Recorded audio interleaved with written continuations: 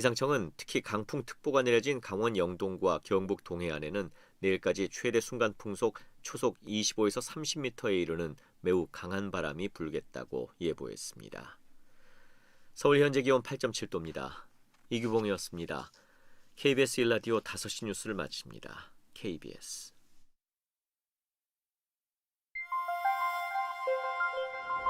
대한민국 중심 채널 KBS 1라디오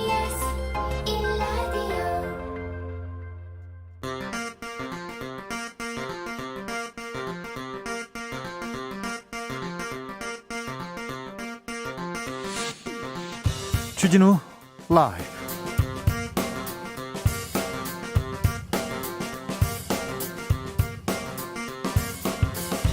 (2021년 2월 19일) 금요일입니다. 안녕하십니까, 주진우입니다. 백신 접종이 다음 주 금요일부터 시작됩니다. 백신은 충분히 확보돼 있고요, 안정성도 문제없다고 정부가 밝혔습니다. 순서에 맞춰서 차근차근 접종하면 집단 면역은 차질 없이 형성될 것으로 보입니다. 걱정 마십시오. 그런데 집단 감염이 이어지면서 이번 주말 다시 고비입니다. 정부는 주말 상황을 보고 거리두기 조정 종합적으로 검토하겠다고 하는데요. 코로나 상황 주스에서 정리하겠습니다. 김명수 대법원장이 사과했습니다. 사퇴설은 일축했습니다. 임성근 부장판사의 사표 반려는 법 규정 고려한 판단이었고 정치적 고려는 없었다. 사법개혁 완성을 위해 헌법적 사명을 다하겠다고 말했습니다. 사의 표명을 하고 떠난 신현수 청와대 민정수석의 거취는 어떻게 될까요? 조질검에서 짚어보겠습니다. 4월 7일 서울시장 재보궐선거에 승부를 좌우할 가장 큰 변수는 무엇일까요? 코로나, 투표율, 그리고 야권 단일화도 변수 중에 변수입니다. 아주 큰 변수인데요. 제3지대 최종 후보는 누가 될까요? 어제 안철수 후보와 금태섭 예비후보가 토론회를 가졌는데요. 누가 승기를 잡았을까요? 토론 후기 금태섭 예비후보에게 직접 들어보겠습니다. 나비처럼 날아 벌처럼 쏜다. 여기는 주진우 라이브입니다.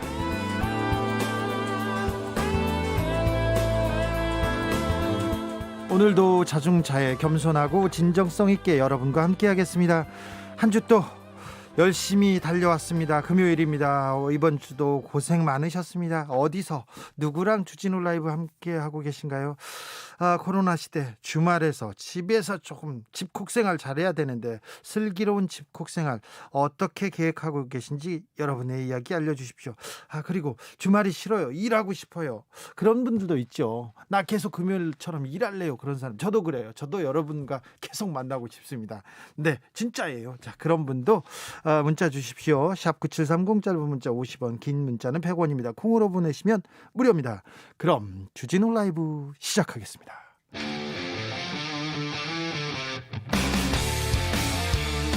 탐사보도 외길 인생 20년. 주 기자가 제일 싫어하는 것은?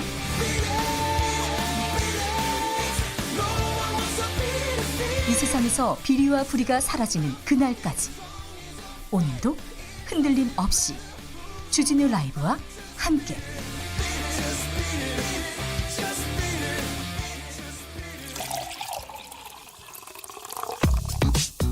진짜 중요한 뉴스만 쭉 뽑아냈습니다. 주 라이브가 뽑은 오늘의 뉴스 주스.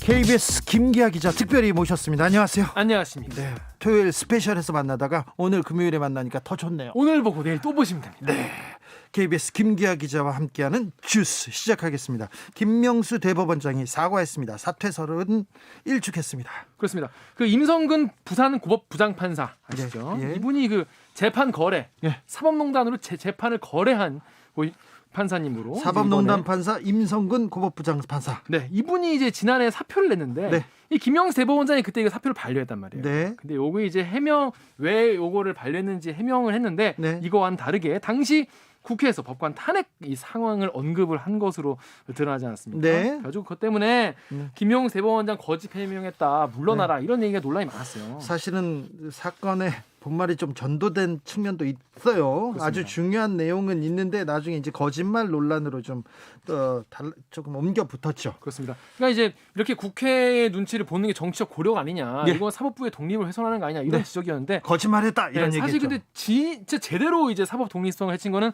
사법농단, 그러니까 네. 재판을 거래하는 거지 않습니까? 예. 근데 이 문제에 대해서 김명수 대법원장이 오늘 법원 내부망에 글을 올려가지고 네. 사과문을 올렸습니다. 네. 국민과 법원 가족 여러분께 혼란을 끼쳐드린 일이 있었다. 저의 부주의한 답변으로 큰 실망, 걱정을 끼쳐드린 점에 대해서 깊은 사과의 말씀을 드린다면서 이 사표를 반려한 거는 이 관련 법 규정 등 여러 사정을 고려한 판단이었지 정치적 고려는 없었다.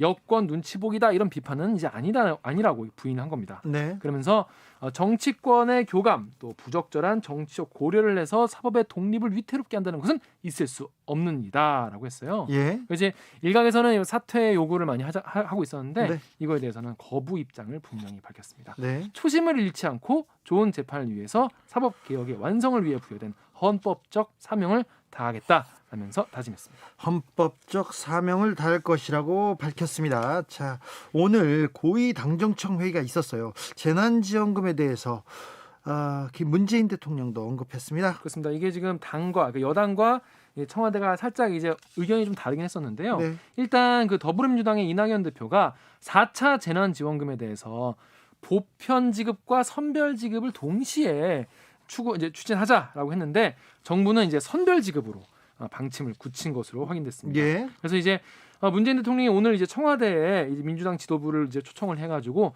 입장을 밝혔는데요. 네. 관련해서 문재인 대통령은 4차 재난지원금이 최대한 넓고 두텁게 지원돼야 할 것이다 라면서 사실 이거에 대해 당정 간에 좀 이견이 있었는데 네. 이거에 대해서는 처음부터 어떻게 생각이 똑같을 수가 있겠냐. 네. 사각지대가 최소화되는 지원책이 될 수 있도록 정부가 적극적으로 하겠다라면서 당에서도 이 재정적 여건을 좀 감안해달라 이런 얘기까지 했습니다. 네, 뭐 논란이 진정될 것 같습니다. 대통령이 최대한 넓고 두텁게 재난지원금 주겠다 이렇게 얘기하면서 정리가 될 것으로 보입니다. 오늘 백기환 선생의 영결식이 있었습니다. 네, 그렇습니다. 노남의기 세상 백기환 선생 사회장 장례위원회 주관으로 오늘 오전 8시쯤에 고인의 발인식이 열렸습니다. 예. 이들은 이 임을 위한 행진곡의 노랫말이죠. 남김없이라고 써있는 리본 달고요. 그리고 백기환 소장이 생전 마지막으로 남기신 글귀가 노동해방이라는 걸 손을 쓰셨는데 네. 이게 적혀져 있는 머리띠를 달았습니다.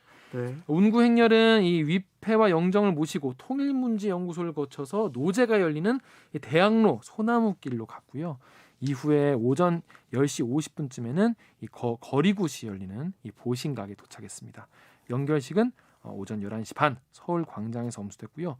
하관식은 오후 2시에 경기도 남양주 마석 모란공원에서 진행이 됐습니다. 백기환 선생은 전태일 열사 옆에 영면하셨습니다.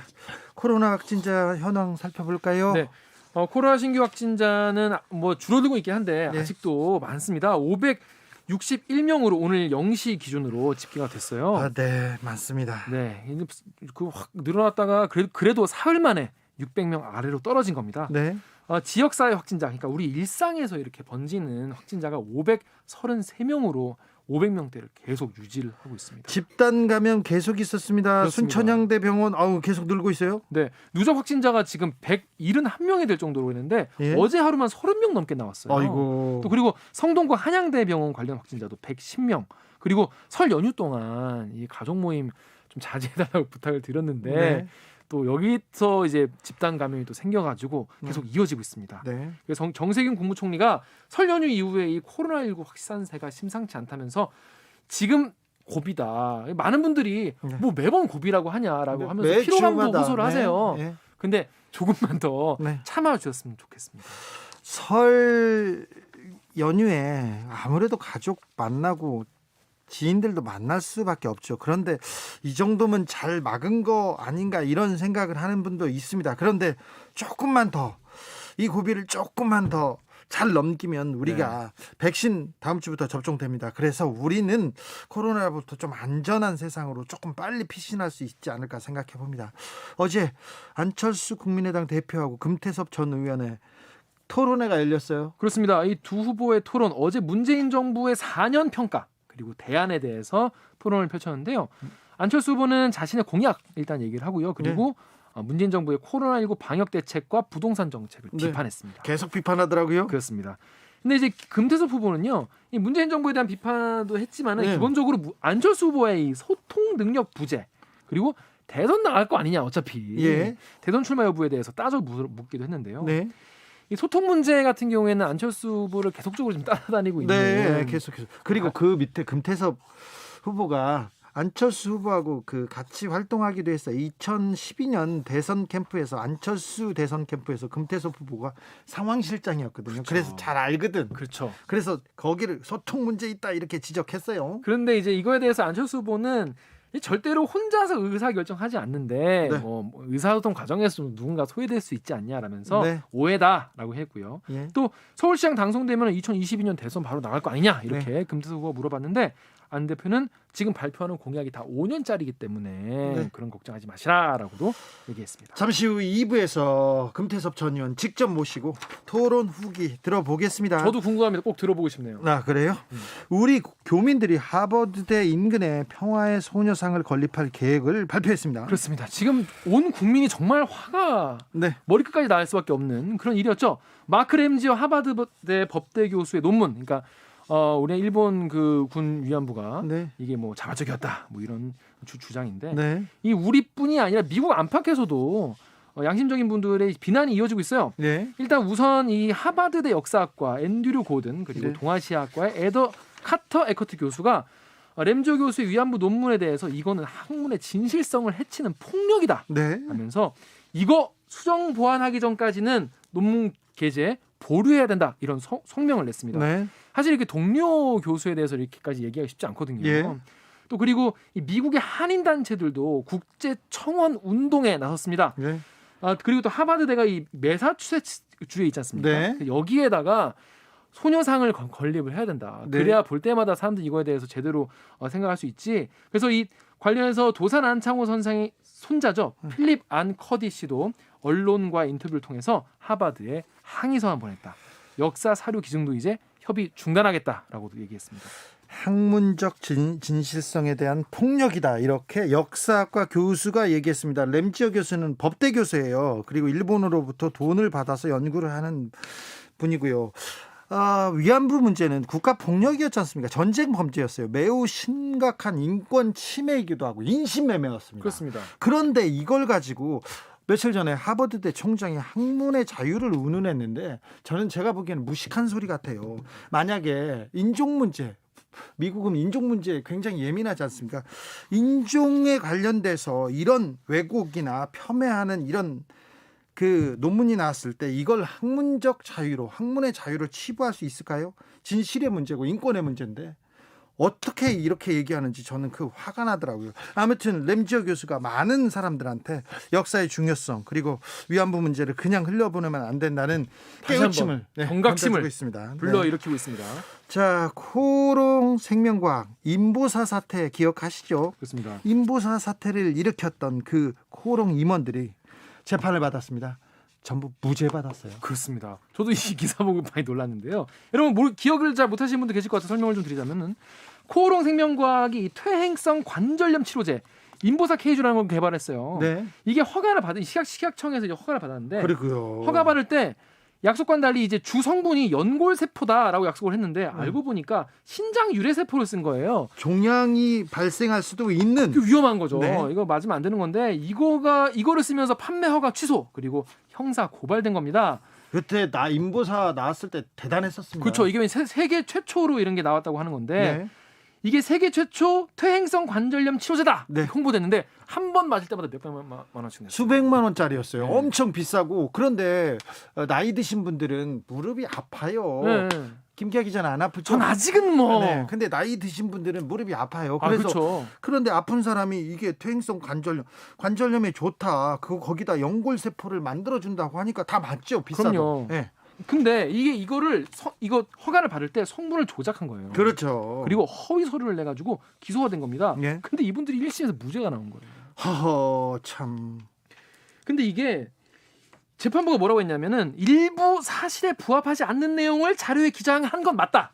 그러니까 쉽게 말해서 허위 문서인 건 맞다. 그런데 인보사 품목 허가 과정에서 식약처의 검증이 부족한 것이 아닌지 의심된다. 식약처 그러니까 공무원들이 검증을 더 잘했어야지. 이게 거짓으로 보고서 낸 거는 보다는 허위 그 공무원들을 처벌해야 된다면서 이 코오롱 인보사 임원들을 그 무죄를 준 거예요. 그러니까 네. 뇌물도 줬어요. 그렇습니다. 뇌물도 주고 실험에서 악성 종양이 생겼다는 쥐들이 있었어요. 그 사실을 숨겼습니다. 보고서에 허위 기재를 했는데 허위 문서를 작성해서 주었는데 그거를 검증해야 될 공무원들이 더 책임 있어. 그러면서 무죄를 준 거예요. 그러니까 거칠게 말하면 사기 당한 건 잘못 아니냐 뭐 이런 얘기인 거예요. 그렇죠. 뇌물을 줬거든요. 뇌물 얼마 줬냐면은 네.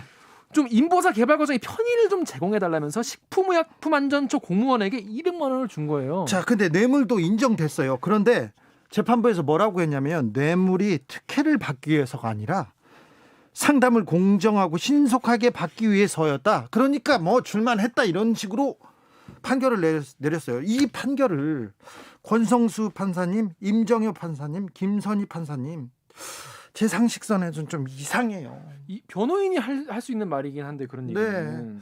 아, 참. 이뿐이 아니라 이 재판부는요 허위 자료로 2015년에 정부 사업자로 돼서 82억 원의 보조금을 받은 혐의에 이 대해서도 부분은요. 무죄. 82억 원의 국가 세금을 가져간 거잖아요. 하지만 무죄.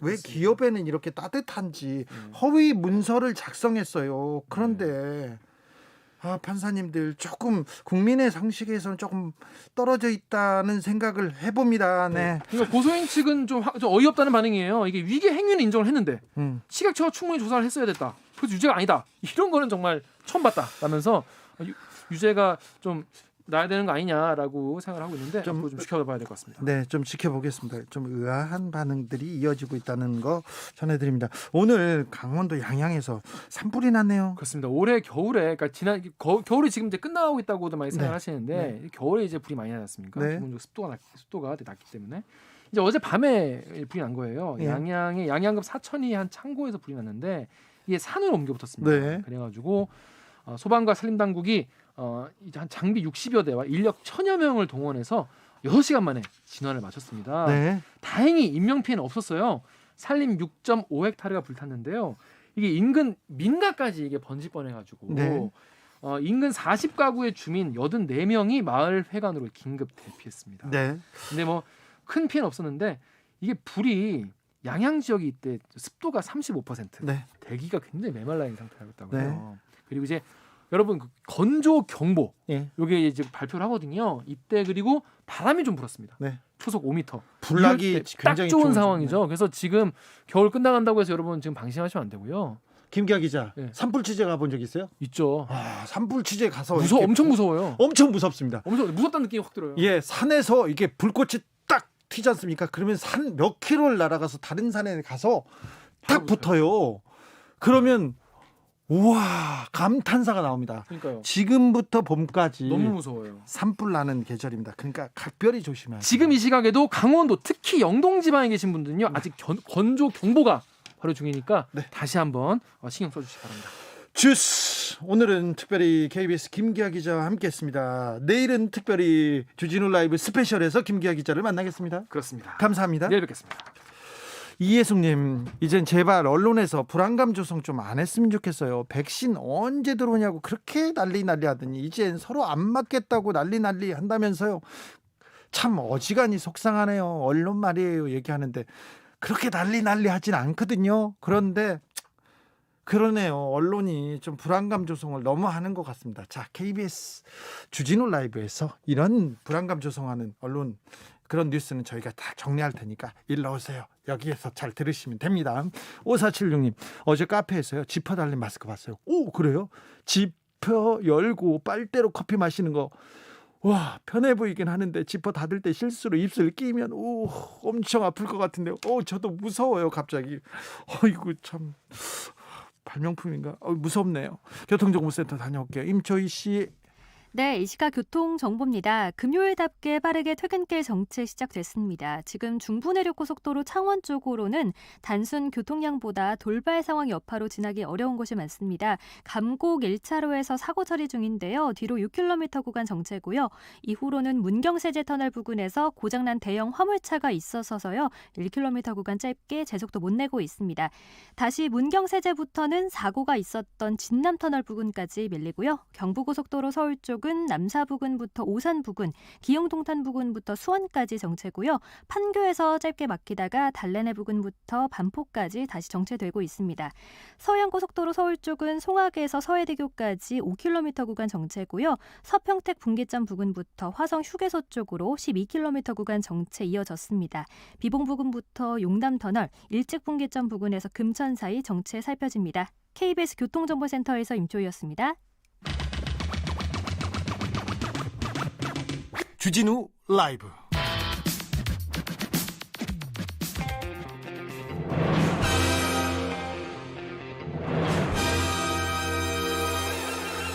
누가 검사에게 절대 권력을 주었는가? 2021년에도 정의의 칼끝이 검찰을 향한다. 검사들이여 초심을 찾아라. 초지일검. 검찰개혁, 사법개혁을 위한 뜨거운 한걸음. 주진우 라이브가 벽돌 2장 올려놓겠습니다. 여의지검 개혁부 김경진 전 의원, 안녕하세요. 안녕하세요, 김경진입니다. 김남북국 더불어민주당 의원, 어서 오세요. 네, 안녕하세요. 살고 싶은 도시 생생도시 안산 단원을 국회의원 김남국입니다. 아, 이거 멋지십니다. 두 분이 오랜만에 아주 앉으니까 참 좋네요. 좋아요. 아니 근데 주 기자님, 네? 이게 인트로 왜 안 바꿔요? 이거 뭐로 바꾸라고요? 아니 이게 누가 검사가 절대 권력자가 아니고 네. 절대 권력자는 대통령이나 법무부 장관이고 네. 누가 불쌍한 검사들을 탄압하는가? 네. 범죄자를 잡기 위해서 그렇게 힘들게 고생하는 검찰을 누가 괴롭히는가? 이렇게 바꾸자고요? 이렇게 인트로를 좀 바꾸세요. 김남국 의원님. 네, 아이고 그 검찰을 괴롭히고 이런 사람은 없고요. 결국에는 이제 잘하는 검사들 더 열심히 일 잘하라고 제도적으로 개혁을 하는 것이고, 또 많은 국민들이 느끼기에 이 사법 서비스가 좀 사실은 돈 있는 사람들에게만, 기득권에게만 유리하다 그런 것들을 이야기하기 때문에 국민을 위한 검찰이 되기 위해서 국회가 노력하고 국민과 함께 하고 있다고 생각이 듭니다. 아무튼 저희가 토론을 네. 통해서 이 인트로도 좀 다시 생각해 보겠습니다. 빨리 바꾸세요. 네? 이게 지금까지 근데 네. 지금까지는 검사들이 좀 권력을 가졌잖아요. 너무 큰 권한을. 저 검사 되고 나서 물론 저도 술 얻어먹은 적 있죠. 네. 그러니까 옛날에 이제 뭐랄까 조금 그런 과도한 권력을 가졌던 일부분이 있었는데 네. 그건 그때의 시대적인 흐름이었어요. 그리고 대체로 평균적인 검사들은 월화수목 금금금이에요 보면. 일 열심히 하죠. 아니 주말 토요일 일요일도 나와서 코피 터져가면서 일해요 보면. 네. 그래서 그때 검사할 때 일주일에 좀 반나절이라도 좀 제대로 쉬어보는 게 꿈이었거든요 보면. 네. 근데 어느 날 보니까 검사들이 세상에 공공의 적이 돼 있어 보니까. 네. 아니 물론 뭐 김학의 씨라든지 네. 또 옛날 그 중앙지검 특수 2부장인가요? 그 김광준 부장검사 뭐 네. 10억 뇌물 받고 네. 뭐 그런 검사들도 있긴 있어요 보면. 근데 공직 사회에서 또 조직에서 부패한 문제가 있는 이 요소나 인물들은 어디나 있기 마련이에요 보면. 근데 그럼요. 평균적인 검사들은 정말 이 범죄 때문에 스트레스 받아가면서 정말 열심히 일을 하고 있어요. 근데 이렇게 세상에 검사들을 그냥 공적을 만들어 놓으면 아니 되나? 김남국 의원도 네. 그렇게 열심히 일하는 검사들은 항상 칭찬합니다. 아, 당연하죠. 그 대부분의 검사들은 정말 열심히 일하고 헌신적으로 일을 하고 있다라고 생각이 됩니다. 그러나 이제 문제가 되는 그런 검사들 때문에 검찰이 욕을 먹고 문제 지적을 받고 있는 거고요. 그러한 것들 때문에 사실은 국민들이 검찰을 개혁해야 한다는 거거든요. 사실 국회도 마찬가지입니다. 국회에 들어가 보면요, 대다수의 많은 국회의원들은 전문성을 가지고 정말 국민들을 위해서 지역에서 열심히 뛰면서 일을 하고 있지만 결국에는 또 국민들 눈높이에서 봤을 때에는 정치인들 일 안 하고 놀고 민생 챙기지 않는 그런 사람들이 일부 있어서 또 사실은 평가가 낮아지는 거기 때문에 자, 그런 부분을 좀 높여야죠. 저희 앞으로 들어가는 말에 대해서는 저희도 고민해 볼 테니까 본격적으로 시작해 볼게요. 저 궁금한 게 많았어요. 김경진 의원님. 네. 자, 검찰 고위 간부 인사가 있었습니다. 그런데 신현수 청와대 민정수석이 사의를 표명했어요. 이거 어떻게 보고 계십니까? 뭐 자기가 할 역할이 도저히 없다라고 생각을 해서 아마 사표를 낸 것이 아닌가 싶고요. 일단 객관적인 판단은 법무부 장관이 어떻게 보면 이 협의를 안 하고 그냥 건너뛰고 대통령한테 직보를 해서 인사결재를 받았다라고 하는 것이 이제 외부적으로 알려진 또 청와대가 설명하는 바인데 큰 틀에서 보면 이게 그 인사에 대해서는 최종적으로 결재를 한 게 대통령이고 대통령이죠. 예, 그러면 대통령의 인사에 대한 시각 또 지금 중대범죄수사청이라든지 이런 것들도 결국은 민주당 일각에서 추진하는 것이 아니라 대통령의 뜻에 따라서 추진을 한다. 그러면 검찰 제도라든지 사법제도에 대한 시선, 그다음에 인사에 관한 이런 시각들, 이런 철학이 근본적으로 대통령과 다르기 때문에 결국은 이거 민정수석이라고 하는 것은 대통령의 참모 아니겠습니까? 대통령의 수석 비서관 아닙니까? 예, 비서입니다. 예, 근데 수석 비서인데 본인의 비서로서의 생각이 대통령의 생각과 근본적으로 다른 거예요. 그러면 대통령의 뜻을 따르든지 내 양심과 철학과 소신에 따라서 대통령의 뜻을 따를 수 없다라고 판단이 되면 그건 사표 내고 나가야 되는 거예요. 그렇잖아요. 김남국 의원. 네, 우선은 지금 좀 이런 상황이 좀 안타깝다라는 생각이 들어요. 그렇죠. 신현수 민정수석은 문재인 대통령이 누구보다 신뢰를 하고 또 2004년, 2005년도에 민정수석실에서 함께 근무하면서 손발을 맞췄던 그런 어떤 팀이기 때문에 문재인 수석 때 신현수 사정비서관이었습니다. 네, 그렇게 함께 일한 그 경험이 있고 또 사실은 굉장히 신뢰하는 관계이기 때문에 네. 이러한 어떤 부분에 있어서 서로 이견이 있다라고 좀 보이진 않아요. 오히려 민정수석이 문재인 대통령에 대한 어떤 충심이나 정말 문재인 정부를 위해서 열심히 하겠다라는 의지를 가지고 일을 하려고 들어갔는데 그 안에서 어떤 본인의 역할이라든가 이런 부분에 대한 고민이 있지 않았을까. 네. 정말 그 민정수석으로서 수석 보좌관으로서 정말 대통령을 잘 보좌하고 싶은데 그게 좀 되지 않는 그런 부분에 대한 좀 어려움 그런 것들이 있어서 그게 예. 왜 안 되냐고요. 네, 그 그거 어려움이 어디에 있냐고. 이제 그걸 제가 구체적으로 네. 지적하기는 좀 어렵고 이미 언론에서 좀 일부 나왔던 것으로 보이고요. 그러나 지금 이제 그 청와대나 문재인 대통령의 여러 가지 입장이나 이런 것들을 보면 이례적으로 인사 과정에 있었던 것들을 구체적으로 이야기를 하고 있어요. 그러니까 인사 문제는 바깥으로 나오지 않는데 그냥 얘기를 하더라고요. 네, 그리고 근데 또 그 얘기를 한 내용 자체가 엉성해요. 그다음에 그러니까 정만호 수석이 이제 청와대 고위 관계자라고 하는 이 타이틀을 빌려서 기자들을 잡고 네. 뭐 어떤 이게 백브리핑을 했던 모양인데. 네, 했어요. 네, 근데 백브리핑 때 기자들이 계속해서 이게 집요하게 물어봤다는 거 아니겠습니까? 박범계 장관이 직접 들어갔습니까? 아니면 그 인사안을 가지고 누가 결재를 들어갔습니까? 이걸 물어봤는데 정만호 수석이 결국은 얘기를 안 했다는 거 아니에요, 보면.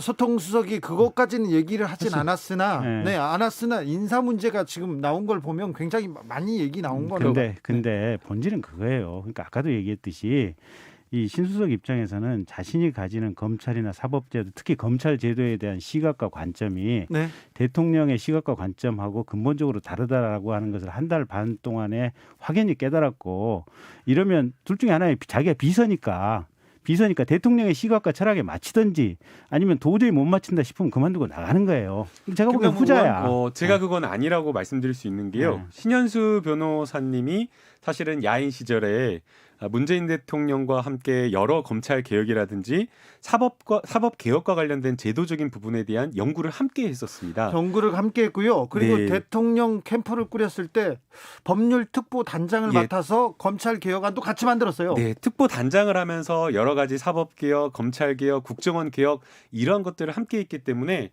시각에 대한 어떤 이견 차이 때문에 이렇게 한 것은 아니라고 저는 생각이 들고요. 그다음에 이제 어쨌든 이제 내부적인 어떤 그런 부분에 있어서 청와대가 소상히 이렇게 밝힌 이유는 그만큼 신현수 민정수석을 신뢰하고 또 복귀하길 기대한다고까지 이렇게 공식적인 멘트를 했다라고 하는 것은 네. 여전히 대통령이 신현수 민정수석을 신뢰한다라는 것을 의미한다고 봐요. 그래서 저는 조속히 이게 잘 마무리되었으면 하는 바람입니다.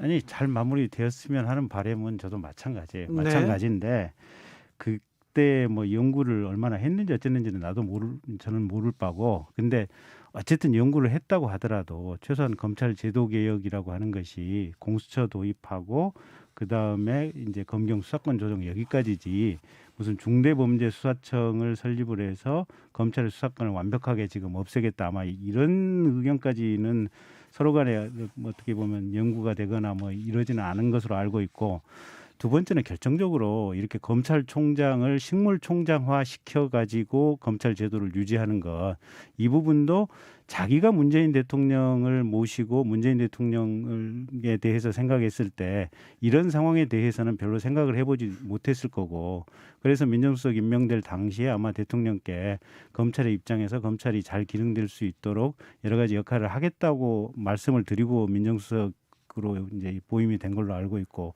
근데 실제 가서 있는 동안에 대통령의 진짜 생각을 엿보니까 그런 부분은 전혀 없더라. 대통령께서 오히려 추미애 장관 했던 검찰총장 식물화에 대해서 전적으로 힘을 실어주고 있는 것으로 판단이 되더라. 이렇게 생각을 하니까 자기로서는 도저히 더 이상 역할이 없다. 이렇게 판단을 한 것 같아요. 김남국 의원. 네, 우선은 그 중대범죄수사청까지 연구가 되느냐라는 그런 부분에 있어서는 실제 그 당시에 사법개혁을 논의를 할 때 한국형 FBI를 만드는 부분에 대한 것까지 고민을 하고 있었습니다. 그래서 아니라고 하셨는데 실제로는 그 부분까지 고민을 하고 논의를 했었었고요. 그 다음에 이제 그 문재인 대통령께서 지금 이제 여러 검찰 인사와 관련된 부분 그리고 향후 검찰과 관계를 어떻게 가져갈까 이 부분에 있어서 뭐 과거에 추미애 전 장관 시절처럼 뭐 윤석열 총장을 신물총장으로 만들겠다 그런 의도는 아니라고 저는 보이고요. 오히려 검찰이 검경 수사권 조정을 통해서 그리고 향후 뭐 얼마 있은 후에 수사와 기소가 분리되었을 때 우리 검찰 조직이 어떤 방향으로 나아가야 될지에 대한 그 고민을 하고 인사를 하고 있는 거라고 저는 생각이 됩니다. 그리고 이제 이번 인사를 또 평가를 해보면요. 사실 네 자리 크게 많은 인사를 하진 않았거든요. 그것은 결국 지금 있는 여러 지금 검찰의 안정을 해치지 않는 선에서 인사를 최소화해서 조직을 운영하겠다라는 그런 어떤 대통령의 의중이 있는 것으로 저는 생각이 됩니다. 문재인 정부의 검찰총장, 우리 검찰총장, 그 김남국 의원의 얘기가 어느 정도 아니 그러니까 이제 문제는 문재인 대통령의 말씀이 우리가 참 고개를 갸우뚱하는 게 말은 그렇게 하셔놓고 실제 하는 행동을 보면 속내는 전혀 다른 어떤 의지를 가지고 있는 것으로 비춰지다 보니까 문제인 거고 오죽했으면 윤석열 검찰총장이 대검에 지금 부장검사들이 검사장급 보직이잖아요. 보면. 네네.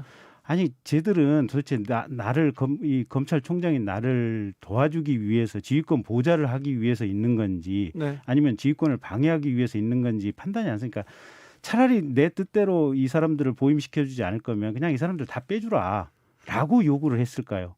이건 뭐냐면 그전에 추미애 장관 때 짜놓은 이 검사장급 인사라든지 두루두루 인사가 네네. 현 정권에 대한 수사를 완벽하게 철벽 방어를 하기 위해서 막고 검찰총장이 더 이상 제대로 기능을 하지 못하게 하기 위해서 인적 장벽을 검찰총장 주변으로 쫙 둘러놓고 이게 워낙 잘 돼 있는 상태이기 때문에 윤석열 총장 입장에서는 숨도 못 쉬고 총장으로서 기능을 하나도 하지 못하는 이런 상황을 그대로 윤석열 총장 임기 끝날 때까지 그냥 7월까지 이어가면 된다.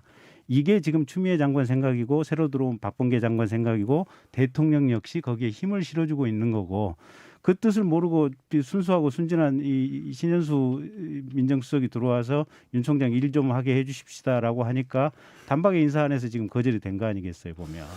김남국 의원. 네, 이제 뭐 김경진 의원님께서 이제 그렇게 해석하고 있는 것으로 보이는데요. 네. 윤석열 총장이 일을 안 했다라고 하는데 지금 벌여놨던 여러 가지 월성 1호기에 대한 수사 그리고 또 조국 전 장관에 대한 수사 그다음에 울산 선거 개입했다라고 하면서 하명 수사 의혹을 수사한 것들 이런 것들을 보면 자기가 원하는 수사들은 결국에는 내가 원하는 그 검사들에게 사건을 맡겨서 하고 싶은 대로 다 수사를 했다라고 이렇게 보는 게 맞고요. 네.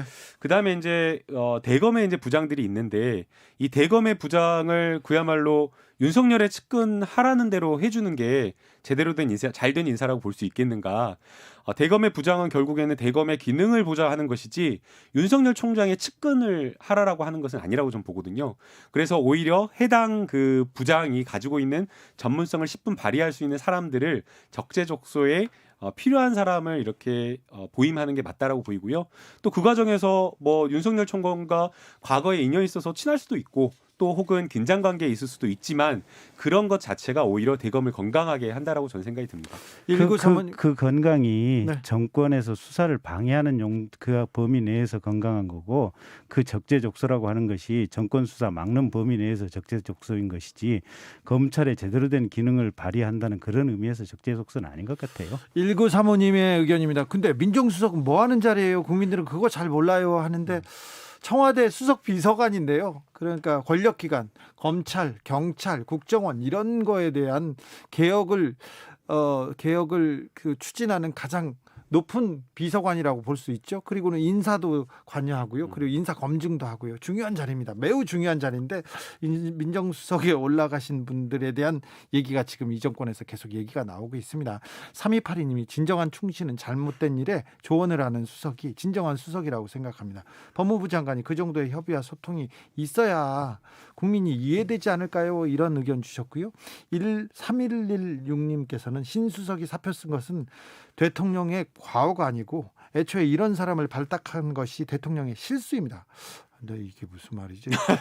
과오가 아니고 실수라고요. 그리고 대통령이나 장관의 업무, 권한 행사를 시비하는 것도 야당과 언론들의 정치 책동이고요. 이렇게 얘기합니다. 자, 이 얘기를 주제를 검찰개혁 시즌2로 넘어가겠습니다. 여권 의원들, 자, 공수처 출범했습니다. 근데 지금 중대범죄수사청에서 그 법안 내놓고요. 저 검찰 개혁으로 이어가야 된다고 하고 있습니다. 국민의힘에서는 아니 공수처 만들어 놓고 다시 검찰 죽이게 하고 있냐 이렇게 반발하고 있는데 이거는 어떤 의미로 봐야 됩니까? 일단 김남국 의원. 네, 이제 원래 이제 검찰을 개혁하겠다라고 했을 때 네. 수사 기소를 분리하겠다라는 목표를 세웠었습니다. 그 얘기는 뭐 20년 전부터 나왔습니다. 네, 그리고 이제 실제 검경 수사권 조정을 할 때도 수사 기소 분리를 하겠다라고 했었지만 사실상 현실적인 여러 가지 요건 때문에 중간 단계로서 검경 수사권 조정을 했고 검찰의 6대 범죄를 남겨뒀었는데요. 네. 그러나 이제 우리가 형사 사법 체계를 어떻게 가져갈 것인가라는 그런 고민을 했을 때 기소와 수사를 함께 했을 때 기본적으로 수사가 공정하지 못하고 기소를 하기 위한 수사를 하고 또 수사권을 남용할 수 있는 위험이 기본적으로 존재할 수밖에 없기 때문에 궁극적으로 우리가 형사사법체계에서 기소와 수사를 분리해야 된다라는 그 목표의식을 가지고 후속 개혁 작업을 하고 있는 자, 것이고요. 후속 개혁 작업이라고 하는데 여기에 대해서는 김경진 의원이 할 말이 많습니다. 지난주 방송 네. 다시 들어보시면 되고요. 네. 그래도 하셔야죠. 법원 판사님들 우리 이제 저도 공판 검사를 검찰에 있으면서 한 3번 정도 했었던 것 같아요. 수사 검사가 있고 공판 검사가 있습니다. 예. 공판 검사는 판사님과 재판을 법정에 들어가서 네. 이제 사건에 대해서 설명하고 이러는 건데 네. 사실은 공판 검사 입장에서는 사건에 대해서 몰라요. 네. 자기가 수사했던 사건이 아니기 때문에 네. 사건의 정확한 진상을 몰라요. 그러면 이게 법정에서 피고인이 인정을 하면 별 상관이 없는데 부인을 하면 거기에 걸맞는 이제 증거 신청도 해야 되고 여러 가지 법정 절차를 진행을 해야 되는데 재판 받다가 옛날에 너 그렇게 얘기했는데 그 자료도 바로 찾아줘야 되는데 그게 쉽지 않죠. 안 되는 거예요 이게. 네. 그래서 그때 맨날 이게 이 법원 형사단독 형사 재판하시는 판사님들의 수건 사안이 뭐냐면 직접 수사했던 검사가 공판장에 들어와서 사건에 대해서 설명을 하고 네가 왜 이 범죄자가 유죄이고 처벌받는지에 대해서 네가 직접 입증을 하라. 그게 이 판사님들의 수건 사항이었어요.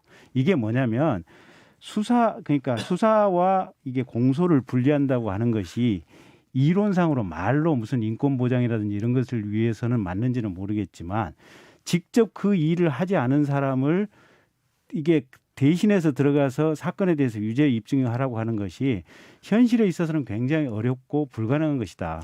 그래서 주요 사건들을 보면 대부분 직접 수사했던 사람들이 들어가서 검사들이 들어가서 사건을 설명을 하고 있고 주요 사건, 중요 사건은 그렇습니다. 다 그래요. 예. 거기에 저는 반론이 있는데요. 반론해 보세요. 직접 수사를 직접 수사를 한 사람만 공판정에 들어가고 기소를 할 수 있다라고 하면 사건을 경험하지 않은 변호사는 어떻게 피고인을 대신해서 변론할 수 있겠습니까? 아니 그 그래서 피고인하고 얘기를 그것은 하잖아. 맞지 않다라고 아니, 보이고요. 피고인하고 교도소에서 오히려 수없이 많은 얘기를 하잖아. 오히려 수사를 지금 이제 과거에 공판 검사가 그렇게 형식적으로 했던 것은 여러 가지 이제 사건을 그냥 뭉태기로 받아가지고 공소유지만을 했기 때문에 사실상 그런 어떤 형식적인 그런 공소 유지의 검사가 되었던 것이지 아예 본질적으로 할 수 없다. 공소 유지는 수사 검사만 해야 된다라는 이런 논리적인 귀결은 아니라고 생각이 됩니다.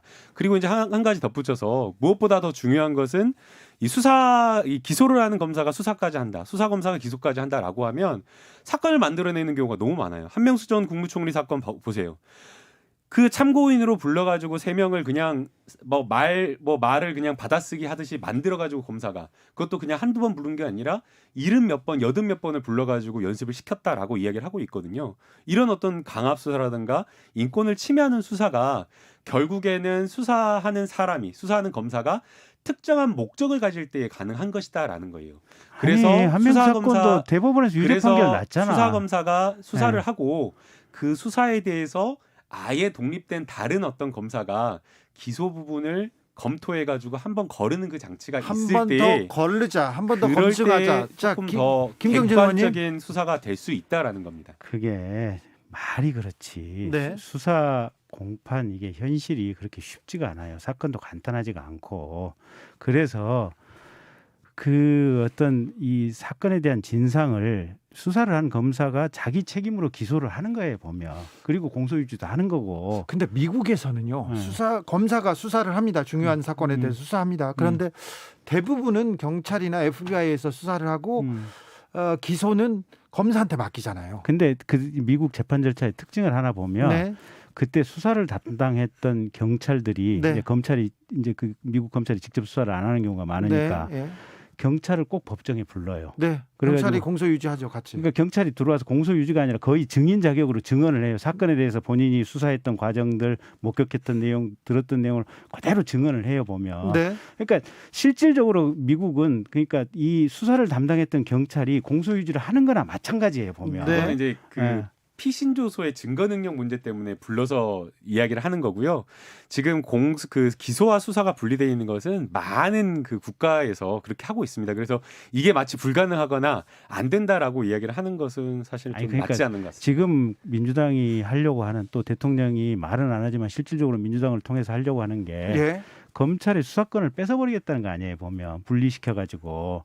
근데 이 검찰이 수사권을 대부분의 국가에서 다 가지고 있어요. 수사하면서 검찰이 수사를 하면서 또 공소청으로서 기능도 동시에 하고 있다고. 네. 그걸 안 하는 국가가 거의 없어요, 보면. 그러니까 지금 민주당이 개혁이라고 하고 있는 이 작업은 검찰에 대한 원한, 또 검찰에 대해서 어떻게 보면 현 정권에 대해서 수사를 하지 말라고 하는 어떤 협박, 이런 차원에서 보면 거의 검찰을 그냥 공중분해시키기 위한 작업이다, 이렇게 봐야 돼요. 김남국 의원, 검찰이 원한이 있습니까? 지금 검찰 개혁에 가장 앞장서 있는데.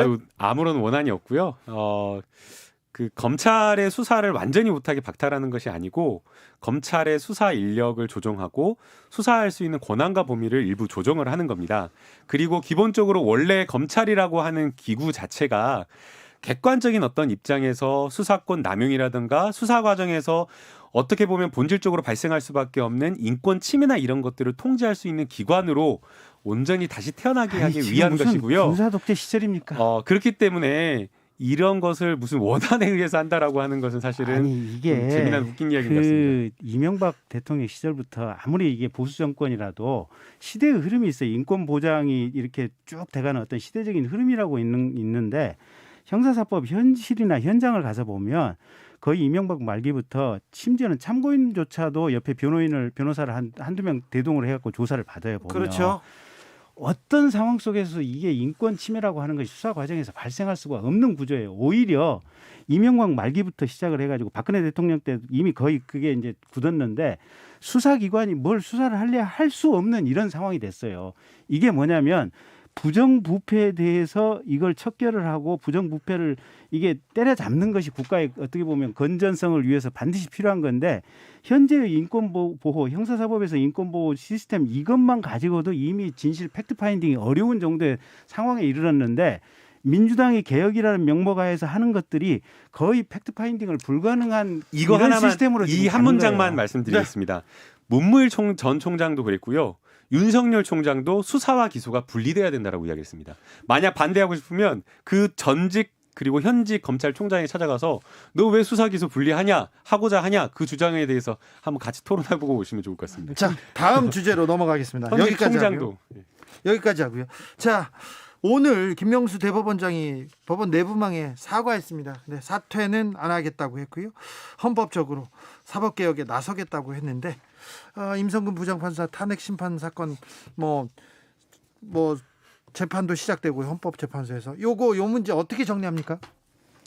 글쎄요. 그러니까 일단 사과한 거는 잘하신 것 같아요. 네, 그리고 임성근 부장판사하고 대화하는 와중에 네, 뭐 결과적으로 거짓말로 판단될 수 있는 얘기를 한 부분도 분명히 있고 또 김도우 의원실에 보낸 공문도 결과적으로 지금 거짓으로 비춰줄 수 있는 내용도 지금 포함되어 있기 때문에 네. 그 부분은 어쨌든 분명한 잘못이고 근데 네. 지금 또 대법원장을 바꾼다? 이건 너무 안정성을 해치는 거예요. 네. 그래서 어쨌든 김명수 대법원장이 잘못한 건 있지만 저기 본인이 사과까지 했으니 네.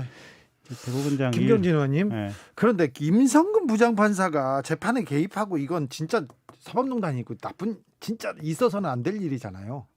그게 근데 이제 법원 내부에서 네. 옛날에는 그냥 관행적으로 좀 있었어요. 근데 이게 잘못된 관행이라고 하는 네. 것이 법원 내부에 있었을 수도 있고 없었을 수도 있고 이러는데 네. 어쨌든 이번 기회에 문제가 된 이상 네. 재판부 사이에 또 고참 법관에 의한 이런 어떤 뭐 협의 형태를 통한 어떤 사실상의 지시로 비춰지는 네. 부분들 이런 부분들은 반드시 끊어야 되고 네. 네. 그걸 끊을 수 있는 계기가 이번 이제 탄핵 소추를 통해서 마련됐다는 점에 있어서는 사법수사는 굉장히 중요한 의미가 있어요. 그렇죠. 여기서 배워야죠. 중요한 의미가 있습니다. 네, 뭐 김명수 대법원장의 거짓말 논란은 국민들에게 사실은 큰 상처를 준 것 같아요. 예. 법관은 누구보다 정말 도덕적이고 거짓말하지 않는다라는 그런 국민적인 기대가 있는데 네. 물론 이제 과거에 한 7, 8개월 전 일이니까 기억이 좀 불분명하거나 아니면은 사적 사담이기 때문에 비밀로 해야 된다라는 생각 때문에 그렇게 답변을 했을 수는 있겠으나 네. 그러나 어쨌든 국회와 국민을 대신하는 국민에게 그리고 국민을 대신하는 국회에 그런 거짓 답변을 했다는 것 자체가 문제라고 보이고요. 예. 다만 거짓말 논란이 있다라고 해서 이것이 반드시 사퇴로 귀결되느냐 그건 좀 아닌 것 같습니다. 또 특히나 대법원장이 가지고 있는 사법부의 수장으로서의 상징 그리고 또 국민의힘에서는 막 이렇게 여러 가지로 이제 공격을 하고 있긴 하지만 사법부의 독립을 정치적으로도 좀 지키는 것도 상당히 중요하거든요. 네. 그래서 이번에 지금 김명수 대법원장이 진심 어리게 이렇게 내부망에 글을 올려서 사과한 것 그리고 이제 단순히 사과가 말로 그치는 것이 아니라 정말 국민을 위한 좋은 재판을 만들겠다, 좋은 법원을 만들겠다라고 이렇게 약속을 했거든요. 네. 그래서 우리가 그것을 좀 지켜봐야 될 것 같습니다. 이번 계기로 그 사법부 그리고 판사들의 개혁 그리고 판사들의 잘못된 관행은 좀 끊는 그런 교훈을 가져야 될 텐데요. 끊어졌을 거예요. 왜냐하면 그게 양승태 대법원장이 구속됐었잖아요. 네. 근데 사실은 양승태 대법원장이 돈 먹은 거 아니잖아요, 보면. 예. 근데 그건 밝혀지진 않았습니다. 아니 그러니까 공소 사실에 들어가 있는 없습니다. 게 구속된 사실에 뭐 돈 먹었다 무슨 개인적인 청탁을 받았다 없었죠. 이런 건 아니잖아요. 보면 네. 사적인 이해관계에 의한 청탁이 아니고 행정부 입장에서는 국가 차원에서 이게 필요하다 보니까 이걸 사건을 조율하자고 받았는데 이게 헌법 위반이고 결국은 법률 위반으로 간 거 아니에요. 네. 예. 근데 거기에 대해서 구속까지 하고 이랬던 거 아니에요. 네네. 보면. 그래서 그런 과정을 통해서 아마 각각의 재판부의 독립, 이게 사법권 독립의 핵심이다. 네. 이런 부분들이 아마 각인이 됐을 거고 특히 이제 이번에 임성근 부장판사에 대한 탄핵을 통해서 그게 좀 더 명확하게 됐기 때문에 법원 내부에서는 이 부분이 이제 명확하게 정리가 됐을 것 같고 네. 그래서 조금 이제 법원 내부의 안정성을 좀 기해주는 것이 필요한 시점이 아닌가 저는 그렇게 봅니다. 이게 그 사법부의 독립, 재판의 독립이라고 하는 것이 반드시 외부로부터의 독립만을 의미하는 것은 아니더라고요. 예. 근데 제가 판사님들하고 이야기를 해보면 거기도 이제 위계 질서나 조직이 이렇게 있어가지고 경고해요. 법원장을 사장님이라 그래갖고 우리 사장님이 오시면 판사들도 쫙 해가지고 등산 같이 이렇게 도열해가지고 가야 되고 그런 것들이 더해요. 그래, 점심 시간에 가보세요. 부장 판사님들 앞에 가고 뒤에 이렇게 따라다니는데 앞으로도 안 나가더라고요. 그러니까 그게 이제 결국에는 잘못된 법관을 관료화해 버려 가지고 법원 행정처가 강한 그립감을 가지고 힘을 써가지고 그렇게 된 거였거든요. 그래서 법원 행정처가 개혁되고 대법원장이 가지고 있는 인사권이라든지 제왕적인 여러 가지 권력을 사법행정위원회나 이런 데에 어떤 위임을 해서 협의체에서 행사될 수 있도록 하는 게 개혁의 좀 핵심이다라고 보이고요. 각각의 어떤 여러 가지 이제 판사나 재판부가 내부로부터도 독립된 재판을 할 수 있도록 개혁을 하는 게 우리 사법부 개혁 방향의 올바른 지점이라고 저는 생각이 됩니다. 그렇겠죠? 김경진 의원님? 근데 당연한 얘기고요. 그건 뭐 이념적으로 당연한 얘기고 네. 맞는 얘기고. 근데 제가 여기저기 이제 기관들을 다 다녀보면 그나마 법원은 상당히 수평적인 조직이에요. 그나마? 예, 상당히 수평적인 조직이고 그래서 무슨 제왕적 대법원장 이건 아닌 것 같고 요런 최근에 한 2, 3년 사이에 여러 가지 혼돈과 갈등을 겪으면서 법원이 이제 좀 안정이 됐으면 좋겠다라는 희망입니다. 알겠습니다. 초지일검 두 분 이렇게 마주하고 앉으니까 참 좋네요. 김경진 전 의원 그리고 김남국 의원 감사합니다. 네, 감사합니다. 인트로 바꾸세요. 네, 고민해 보겠습니다. 자, 임지훈님께서 검찰이 월화수목 금금금이라는데 수사 기소 나누면 월화수목 금금토 정도는 될 수 있겠네요. 저도 검사님들 좀 쉬어야 되는데 좀 걱정도 됩니다. 자, 신화입니까? 신화에 크게 라디오를 켜고 들으면서 잠시 쉬었다가 6시에 돌아오겠습니다. 조금 2부에서는 더 특별한 내용 준비하고 있으니까 어디 가지 마세요.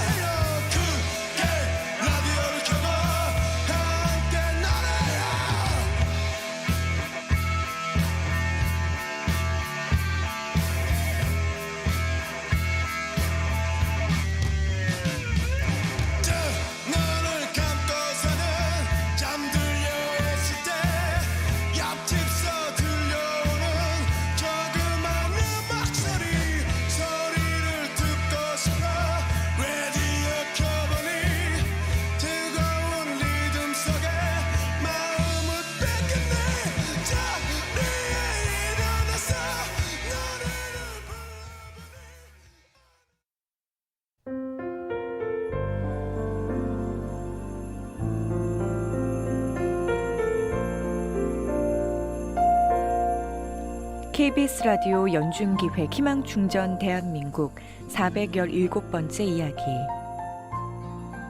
안녕하세요. 아나운서 이현주입니다. 한창 밖에서 뛰어노는 게 좋은 나이 9살 다현이는 놀이터보다 병원이 더 익숙합니다. 생후 100일부터 림프관 확장증을 비롯한 여러 희귀성 난치병이 겹치면서 병원에서 많은 생활을 보냈기 때문입니다.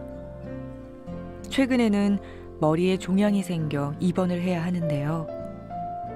다현이 부모님은 힘든 검사를 받으면서도 보채지 않고 꾹 참아내는 다현이가 너무 안쓰럽고 마음이 아픕니다.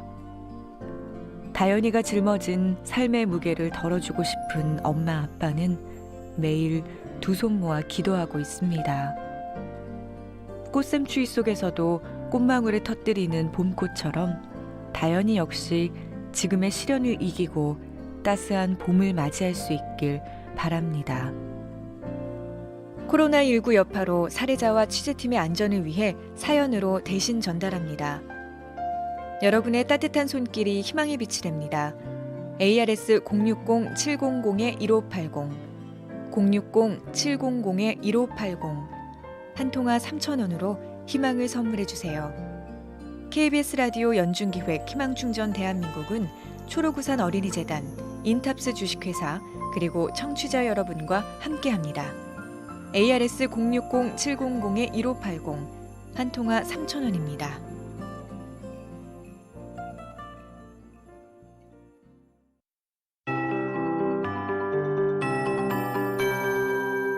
KBS 58분 날씨. 기온이 부쩍 오른 2월의 19번째 날 금요일이었습니다. 지금도 기온이 높은 편에 들어서 서울이 7.4도 기록하고 있고요. 오늘은 거의 9도 가까이 서울 지역에 기온이 올랐습니다. 다른 지역 의령군으로 14도까지 오르면서 전국에서 가장 기온이 높았는데요.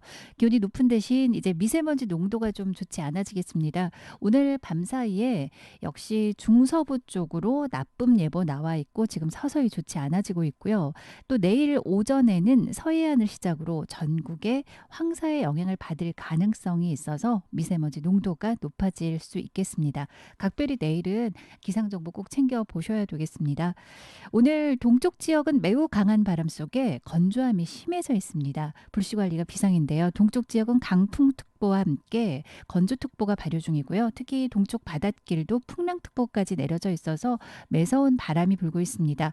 그 밖에 바람 관련 특보가 내려져 있지 않은 지역도 오늘 바람이 거셉니다. 체감온도가 실제 기온이 많이 오르긴 했지만 약간은 떨어진 채 느껴지고 있고요. 당분간 월요일까지 기온은 고공행진을 보이면서 3월 하순에 해당하는 아주 포근한 기온을 보이겠습니다. 내일 아침 서울이 2도로 출발하겠고 낮 기온 12도입니다. 진주는 19도까지 오르겠고요. 일요일 구미와 포항은 22도까지 기온 예상됩니다. 지금 서울 기온 7.4도입니다. 최영우입니다.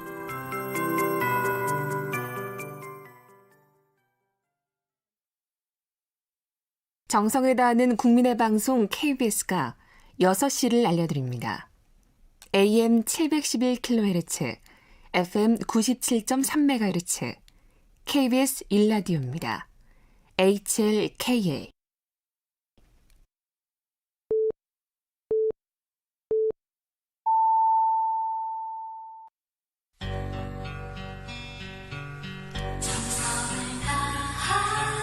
정성을 다하는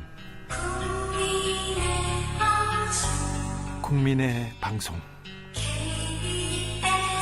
KBS 주진우 라이브. 그냥 그렇다고요.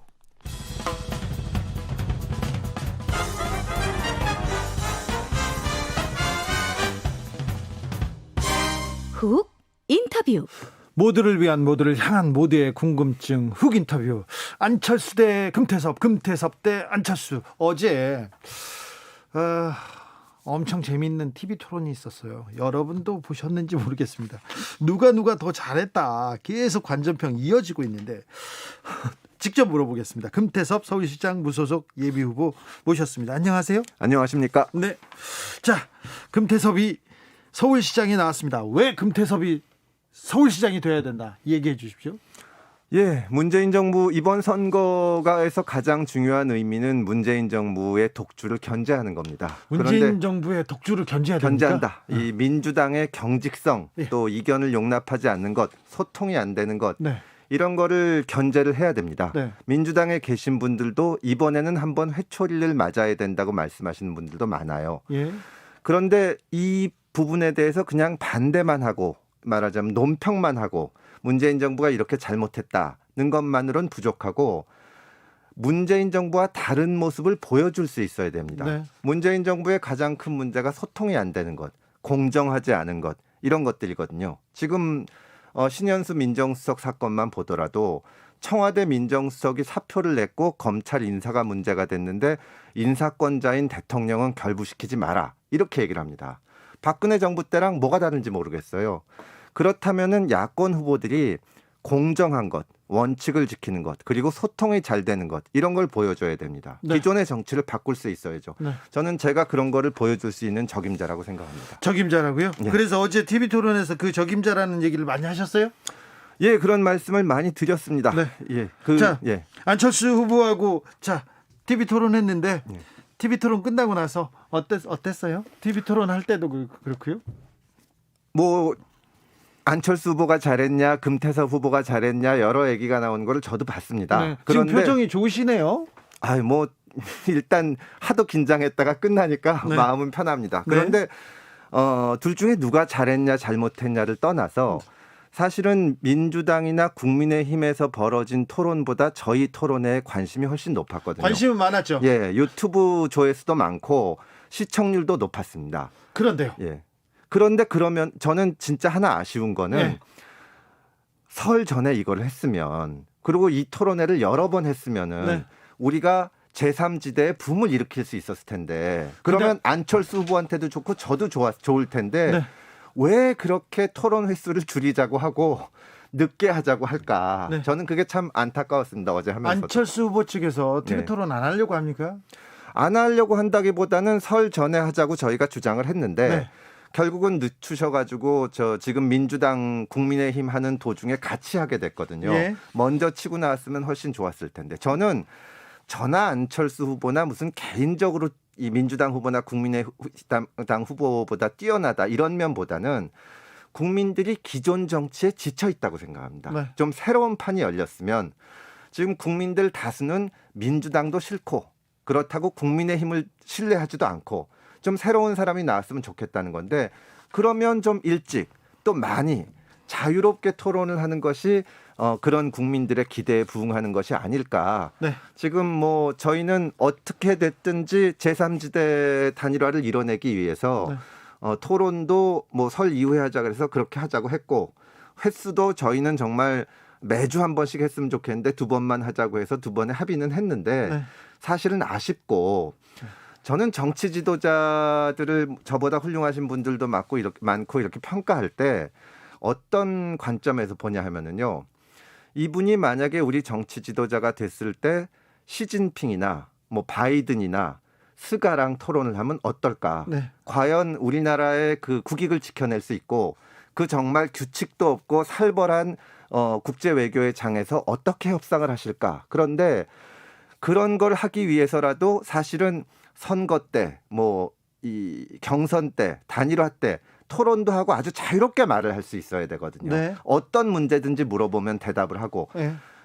박근혜 정부, 문재인 정부 10년을 거치면서 국민들이 대통령에 대해서 굉장히 실망하고 있는 것이 기자회견 피하고 기자들 질문에 대해서 잘 정해진 답변 아니면 안 하시고 이런 모습에 답답해하니까 아니 박근혜 정부에 비해서 문재인 대통령은 기자들의 질문에 대해서 자유롭게 받지 않습니까? 기자회견 숫자가 애초에 말씀하신 것보다 훨씬 적고요. 네. 광화문 시대를 연다고 하셨는데 그 기준에 미달하고 있죠. 사실은 국무회의를 개최한 횟수도 가장 적습니다.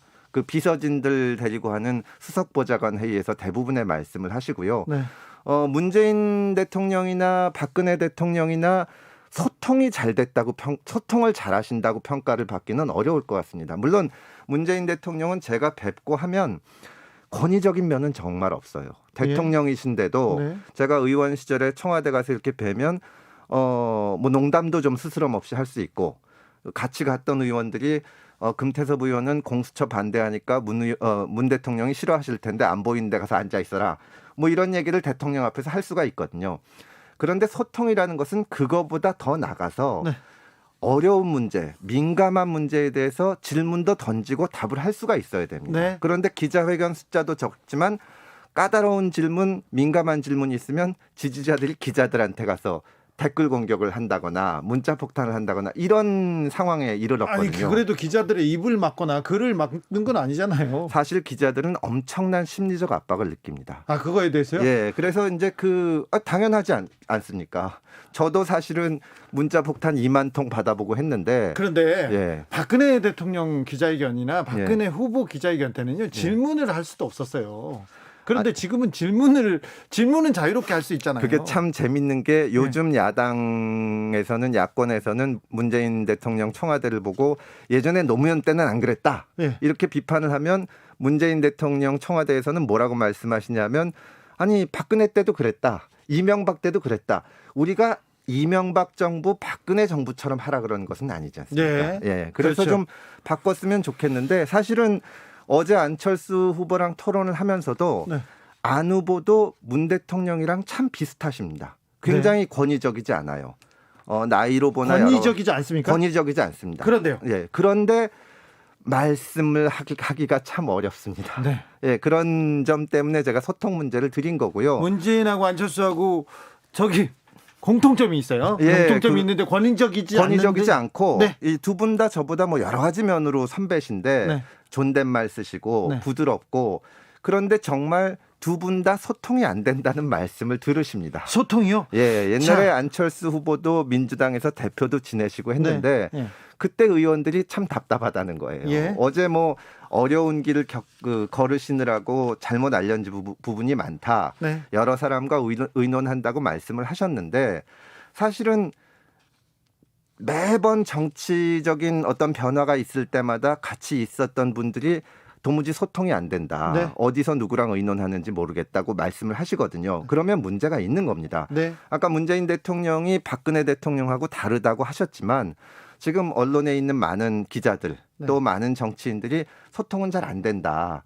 왜냐하면 제가 그 야당 대표, 야당 의원들하고도 잘 안 만나고 사실 지금 야당에 계신 분들 얘기 들어보면 옛날에 김대중 대통령 계실 때는 해외 순방을 가실 때 반드시 그날 아침에 당시 이회창 총재한테 전화를 하셨다는 거예요. 네. 저는 지금 청와대가 그렇게 하시는지 의문입니다. 네. 그런 점에서 정말 소통이 중요하다는 생각을 하고 있습니다. 2012년 안철수 대선 캠프의 상황실장이었어요. 맞습니다. 굉장히 오랫동안 정치를 시작할 때 안철수 대표와 뭐 같이 시작했다고 볼 수도 있었습니다. 그때 대선 캠프에 송호창, 조광희 그런 변호사들도 있었는데요. 예.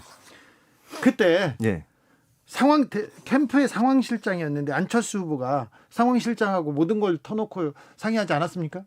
아유, 다른 거는 상당히 상의를 했는데 네. 마지막에 후보 사퇴를 할 때는 저뿐만 아니라 네. 그때 이제 저희 캠프의 이제 정책 쪽의 좌장이 지금 중국 대사를 지내는 장하성 실장이었는데 네. 장하성 실장이 광주에 말하자면 이 선거 캠페인을 하러 가다가 중간에 사퇴했다는 소식을 듣고 돌아왔죠. 네. 그러니까 몰랐던 겁니다. 아무도 몰랐습니다. 예, 그러니까 아무도 몰랐다고는 못하겠지만 네. 공식적인 직책에 있는 분들이 몰랐죠. 네. 그런 게 문제라고 생각을 공식적으로 합니다. 회의를 하면 네. 거기에서 결정을 안 하고 꼭 다른 데서 듣고 와서 다른 사람하고 상의하고 와서 그 결정을 내립니까? 그거는 뭐 이제 저하고 있었던 일은 9년 전의 일이기 때문에 네. 그리고 2015년에 민주당을 탈당한 이후로는 제가 한 5년 이상을 같이 일을 안 해봐서 네. 최근에 어떠신지는 제가 말씀을 드리기는 어렵습니다. 네. 근데 제가 최근까지도 계속 매번 그런 얘기가 나오니까 네. 어제 토론회에서 그런 말씀은 어떻게 된 거냐고 질문을 드렸더니 네. 사실이 아니다라고 답변은 하셨죠. 그렇습니까? 네. 어제 서울시장 후보 토론 봤는데요. 대선 토론 같았어요. 이런 분들이 많았습니다. 최성우님께서 서울시장이면 정권 교체되는 건가요? 서울시장 선거 공약이 무슨 문재인 정권 교체를 계속 부르짖더라고요. 이 얘기를 하는데 어떻게 보십니까? 지난번 총선 전까지 네. 민주당에서 우리도 이렇게 돼서는 안 된다. 네. 우리가 항상 옳은 것은 아닌데 다른 얘기하는 사람들 얘기도 들어야 되지 않냐. 네. 공수처가 뭐 100% 옳은 거는 아닌데 금태섭이 얘기 정도는 들어야 되는 거 아니냐는 얘기가 있었는데 네. 이 얘기가 지금은 쏙 들어갔습니다. 네. 왜냐하면 총선에서 압승을 했거든요. 예. 서울시장 선거에서 여당이 또 이기면 네. 저는 그런 현상이 가속화될 거라고 봅니다. 네. 지금 여당 후보로 경선을 하고 계신 분이 박영선 후보하고 또 우상호 후보인데 네. 두 분이 금태섭을 만나냐 마냐를 놓고 싸우고 있어요. 네. 이게 얼마나 경직돼 있는 겁니까? 상대 후보를 만나는 것도 안 된다고 얘기가 나올 정도인데 네. 이거를 깨기 위해서는 이번에 민주당이 회초리를 맞아야 됩니다. 저는 민주당을 탈당했지만 네. 진보나 보수나 잘 돼야만 우리 정치 전체가 발전을 하고 네. 특히 집권 여당은 유연해야 됩니다. 네. 왜냐하면 최종적인 책임을 지기 때문에 예. 그러려면은 이번 선거에서 승리를 해야 되고 이번 서울시장 선거는 다른 때와 같이 대도시 서울시의 행정을 책임지는 행정가를 뽑는 선거가 아니라 대단히 정치적인 선거입니다. 사실은 박원순 시장의 과 오거돈 시장의 권력형 성폭력 사건이 있고 그러고 나서 치러지는 선거 아니겠습니까? 예. 그런 면에 대해서 얘기를 하다 보면 이 선거의 정치적인 측면을 얘기하지 않을 수가 없는 거죠. 정치적인 측면을 얘기하는데 네. 어제 토론에서는 이 기사가 제일 많이 나왔어요. 소수자에 대한 지지, 퀴어 문화재 관련해서 안철수 후보의 발언이 대단히 실망스러웠습니까? 뭐 성소수자뿐만이 아니라 성소수자 문제를 포함해서 서울시 인권 조례를 새로 만들어야 되지 않냐는 질문을 드렸는데 네. 그 질문에 대해서는 답을 못 들었습니다. 그런데 뭐 제가 이제 토론회 끝났고 지금 단일화할 사이기 때문에 다른 문제에 대해서는 이견이 있어도 존중은 하지만 네. 이 소수자 보호 문제는 보편적 인권에 관계된 것이기 때문에 네. 그 자리에서도 실망스럽다고 말씀을 드렸습니다. 사실은 안 후보께서 안 볼 권리를 말씀하셨는데 예전에 우리나라에서도 장애가 있으신 분들이 TV에 출연을 잘 못하던 시절이 있습니다. 있었죠. 예, 전두환 정권 보기가 불쾌하다는 거예요. 네네. 그런 일을 했던 사람들은 아니 우리는 혐오나 차별하는 거 아니다. 그냥 안 보이면 된다는 네. 거다. 이 성소수자들이 1년에 한 번 축제하는 거를 보통 사람 눈에 띄는 데 가서 하지 말아라. 그러면서 안 볼 권리 얘기하는 거는 혐오와 차별과 다른 말이 아닙니다. 네. 저는 그 부분에 대해서 안 후보께서 조금 더 생각을 하셨으면 좋겠다고 말씀을 드립니다. 네. 처음에는 뭐 어제는 토론의 주제가 문재인 정부 뭐 평가와 대안 주제였기 때문에 예. 뭐 이런 정권 비판이 주를 이루었던 것도 같고요. 예. 두 번째 주제는 뭡니까? 예, 두 번째 주제는 그 서울시에 대한 그 비전을 놓고 토론하도록 되어 있습니다. 서울시 비전요. 예. 그런데 예. 정치 여의도에서는 예. 초반부터 금태섭이 몰아붙일 것이다. 근데 그 금태섭의 공격에 안 후보가 쩔쩔 맬 거라고 이렇게 얘기했는데 어제는 조금 둘이 뭐 사이가 좀 어떻게 좀 존중해주고 이렇게 얘기하더라고요. 첫째 그 토론이라는 것은 상대를 존중하고 해야 되는 거죠. 그렇습니다. 저는 뭐 당연히 그럴 생각이고요. 이 존중을 하면서도 치열하게 할 수 있다고 생각을 합니다. 금태섭 후보의 질문에 대해서 안철수 후보가 그냥 정확하게 대답은 안 하고 피해가는 기술이 많이 늘은 것 같아요. 그거는 안철수 후보의 잘못만은 아니고 네. 이 선거 토론 자체가 뭐 우리나라만의 문제는 아니지만 양쪽에 기계적으로 공평하게 하려다 보니까 너무 뭐랄까 규격화돼 있습니다. 네. 사실은 저도 그런 전국적인 선거에서 TV 토론을 하는 게 처음이라서 네. 어제 긴장은 많이 했는데요. 네, 좀 보이더라고요. 근데 많이 해보셨겠지만 100분 토론 이런 거보다 훨씬 어떻게 보면 난이도는 쉽습니다. 중간에 끼어들 수도 없고 네. 그냥 상대방이 얘기하면 그다음 내 순서가 되면 한 3분 얘기하고 이렇게 번갈아 얘기하는 방식이거든요. 예. 그런데 아까도 말씀드렸지만 정말 우리나라의 정치 지도자들은 네. 나중에 대선 주자가 되고 뭐 대권에 도전하거나 하면 외국 정치 지도자들과도 치열한 협상도 해야 되고 네. 거기는 정말 규칙이라는 것이 없는 곳인데 네. 그런 거를 대비해서 훈련도 하고 또 시민들이 선택할 수 있게 판단의 자료를 드리려면 좀 더 토론이 자유로워져야 되지 않나. 사실은 지금 같으면은 상대방이 아무리 날카로운 질문을 해도 동문서답하면 그만이거든요. 네, 그러니까요. 예. 자, 두 번째 토론에서는 또 존재감을 더 보여야 되는데 제3지대 일단 후보 단일화를 해야 됩니다. 지금은 지지율이 많이 떨어지고 있는데 내가 안철수 후보보다 이건 낫지. 내가 후보가 되어야지. 그 이유는 뭡니까? 저는 첫째로는 문재인 정부를 심판할 수 있는 제가 적격이라고 생각을 합니다. 지금 민주당 후보들이 저를 놓고 토론을 벌일 정도로 민주당의 어떤 잃어버린 양심을 상징하는 것이 저라고 생각을 하고요. 그다음에 이제 야권에서 이번에 서울시장이 되면 안 후보도 여러 번 말씀하셨지만 되는 게 중요한 게 아니라 어떤 성과를 내냐가 중요합니다. 내년 대선이 더 중요하니까요. 그런데 서울시 의원 109명 중에 101명이 지금 민주당입니다. 네. 구청장 25명 중에 24명이 민주당입니다. 네. 야권에서 서울시장이 되면 1년 동안 정말 아무것도 못하게 발목을 잡을 겁니다. 네. 근데 제가 되면 네. 이 민주당의 벽에 균열을 낼 수 있는 겁니다. 왜냐하면 민주당 내에서 그 표결 이후로 징계하고 쫓아냈더니 1년도 안 돼서 서울시장이 돼서 왔다. 이거는 우리가 잘못한 거 아니냐. 그리고 이번 선거에서 이렇게 된 걸 보니 계속 이런 식으로 숫자로 밀어붙이다가는 다음 선거에서 망하겠구나. 네. 이러면서 그 민주당의 균열을 내야만 협조할 것은 협조하고 또 이렇게 이 성과를 낼 수 있다고 생각을 합니다. 저는 그런 점이 민주당의 가장 파괴력을 가질 수 있는 후보, 민주당이 가장 두려워하는 후보가 저라고 생각합니다. 안철수 대표는 대선 지지율도 높고요. 네. 안철수 대표가 서울시장이 되면 바로 차기 대선 지지율에서 급상승할 것 같은데 민주당이 균열을 내기 위해서는 안철수 후보가 더 나은 거 아닙니까?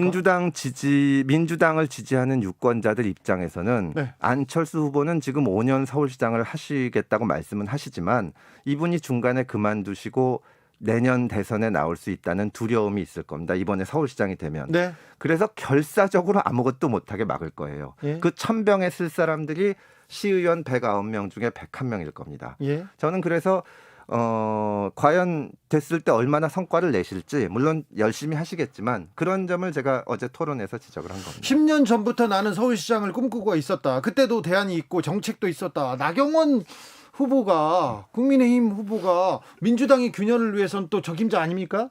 지금 그렇게 말씀은 하시지만 좀 지겹지 않으십니까? 10년 전이랑 지금이랑 똑같은 사람들이 나선다는 게 어제 제가 토론회에서 안철수 후보한테 말씀을 드린 게 2012년에 대선에 나왔을 때 제가 도왔는데 네. 딱 10년 지났는데 한 단계 낮춰서 서울시장을 5년 하시겠다고 한다. 네. 그러면 2027년에 대선에 나오겠다는 거다. 네. 15년을 두고 계속해서 선거를 나오시겠다는 건데 네. 이제는 사람들도 좀 유권자들도 새로운 인물을 볼 때가 되지 않았나. 네. 새로운 판이 열려야 되고 네. 변화가 있어야 되고 그러려면 사람도 바뀌어야죠. 임지훈 님께서 질문하셨습니다. 예. 금태섭 후보님, 현재 본인의 승리를 위해서 토론하시는 겁니까? 아니면 단일화라는 정해진 결과 안에서 안철수 후보를 띄워주기 위해서 하는 겁니까? 공격이 부족했다고 생각하는가 봐요. 아유, 욕심이 없어 보여요. 금태섭 후보님. 이렇게 얘기합니다. 저는 제가 나가야 야권에서 가장 승리 가능성이 높다고 생각을 하고 네. 제가 되기 위해서 열심히 뛰고 있습니다. 네. 다만 이제 어쨌든 이번 선거의 가장 중요한 이유는 집권 세력의 독주에 대한 견제이기 때문에 네. 야권 후보들은 힘을 합치기로 약속을 한 상태입니다. 네. 제 입장에서는 뭐 저를 위해서 열심히 뛰는 것이 또 야권 승리에 도움이 된다고 생각을 합니다. 서울시장에 나오셨습니다. 서울시에 대한 비전이 있을 것 같은데, 자, 안철수 후보 얘기도 안철수 후보지만 금태섭 후보 아버지가 판사셨죠? 네, 그렇습니다. 그리고 본인도 서울법대 나와서 검사했어요. 네, 맞습니다. 재산 신고 얼마 하셨어요?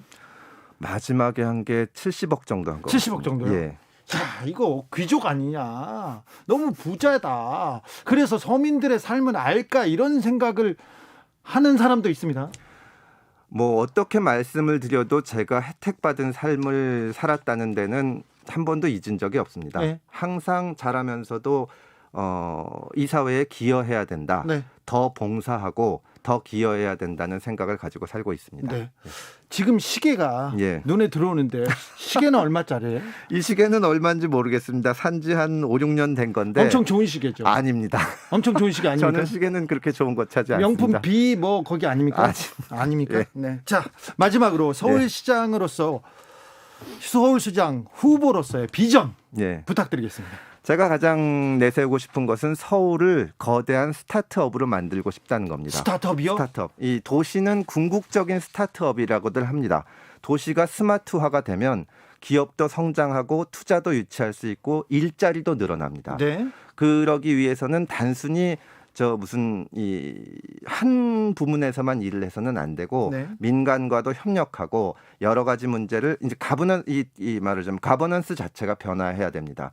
저는 그 부분을 담당할 수 있는 전문가를 찾아서 우리 서울시의 디지털 부시장으로 임명하고 지금 행정 1부 시장, 2부 시장으로 나눠 있는 모든 업무를 통할하면서 연계하고 할 수 있도록 하는 권한을 드려서 서울시를 진짜 한 단계 높은 스마트 시티로 만들려고 합니다. 네. 예. 다음 토론은 언제라고요? 25일입니다. 관심이 많은데 금태섭이 안철수를 좀 공격해야 돼 이렇게 조언하시는 분들이 많습니다.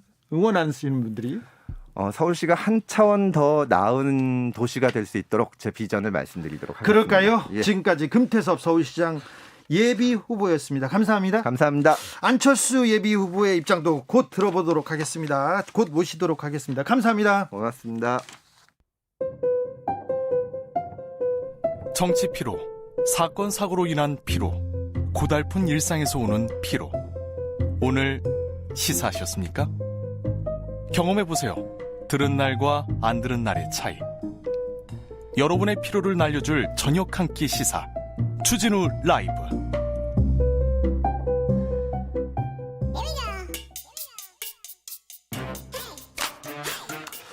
뉴스를 향한 진지한 고민, 기자들의 수다.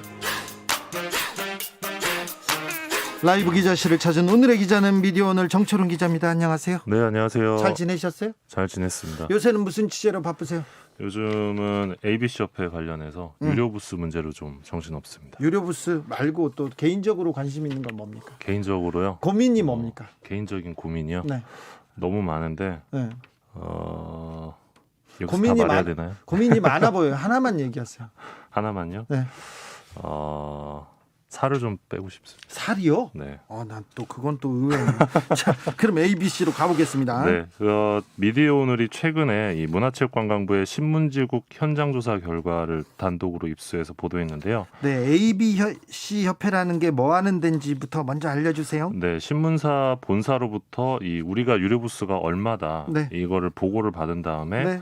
진짜인지 아닌지 확인을 해봐야 되니까 네. 이 신문지국을 찾아가서 조사를 합니다. 네, 그래서, ABC 협회에서요. 네, 그렇게 해서 본사가 주장하는 부스와의 성실률 격차라고 하는데요. 이걸 따져서 부스를 인증하는 국내 유일 공사 기구입니다. ABC에서 인증하는 대로 인증을 받고 광고가 집행되고 광고료가 책정돼요. 그래서 중요해요. 인증을 받아야 정보 광고를 받을 수 있습니다. 그렇다니까요. 네. 그런데요. 예, 그런데 일간신문 공사에 부정행위가 있다 이러면서 ABC 협회 내부에서 이 폭로가 나옵니다. 네. 작년 11월에.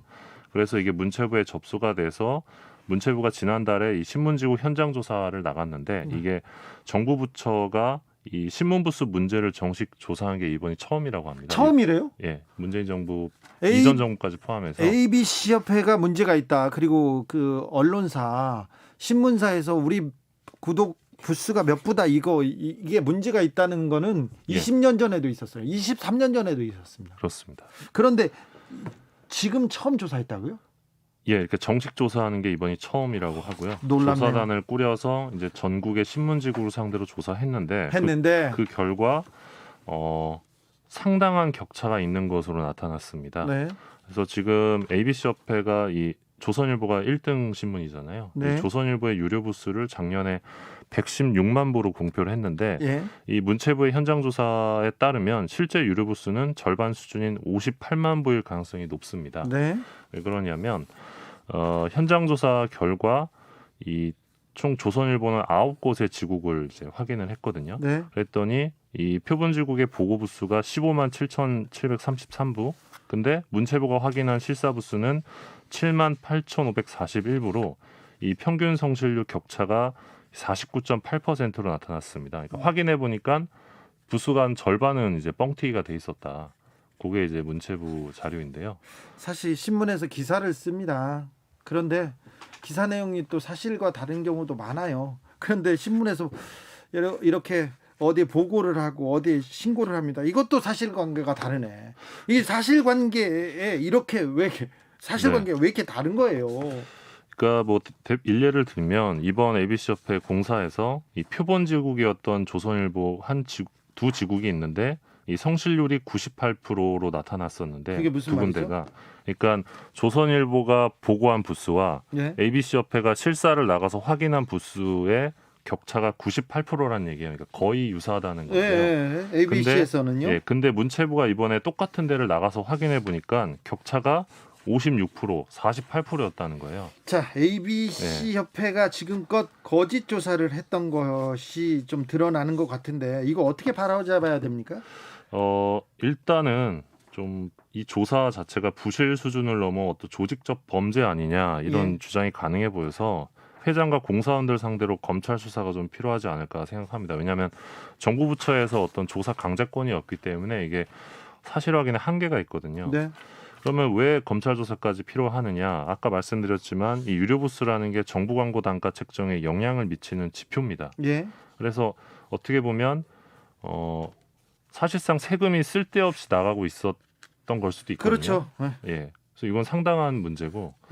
그래서 이 부분이 좀 바로잡힐 필요가 있고 무엇보다 저는 이제 윤리적 측면에서 보면 유료 부스를 속이고 있는 신문들이 정작 신문에 담겨 있는 자신들의 뉴스를 신뢰하라고 할 수 있는 자격이 있나 그런 생각이 또 들거든요. 그렇죠. 그래서 이 부분은 지금 국회에서도 좀 관심을 갖고 관심을 가져야 될 문제입니다. 논의를 해주셨으면 좋겠습니다. 뭐 그러게요. 자신들이 진실과 사실을 보도한다고 하는데 자신들의 내용에 대해서는 다 이렇게 거짓말을 하고 있어요. 신문들이 참.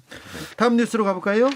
예, 아마 기억하실 겁니다. 서울시청 무단 침입했던 조선일보 기자. 그렇죠. 예, 있었죠. 지난 18일 1심에서 벌금 400만 원형을 선고받았습니다. 벌금 400만 원이요? 예, 지난해 7월이었죠. 고 박원순 서울시장의 성추행 의혹과 관련해 서울시청 9층에 위치한 이 여성가족 정책실장 사무실에 몰래 침입을 해서 서류를 촬영하다가 이제 딱 걸린 사건인데요. 네.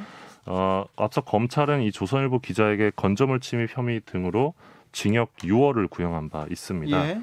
이 검찰은 공공기관에 대한 합법 취재는 보호해야 하지만 불법 취재에 대해서는 엄격히 책임을 물어 취재 질서를 확립해야 한다.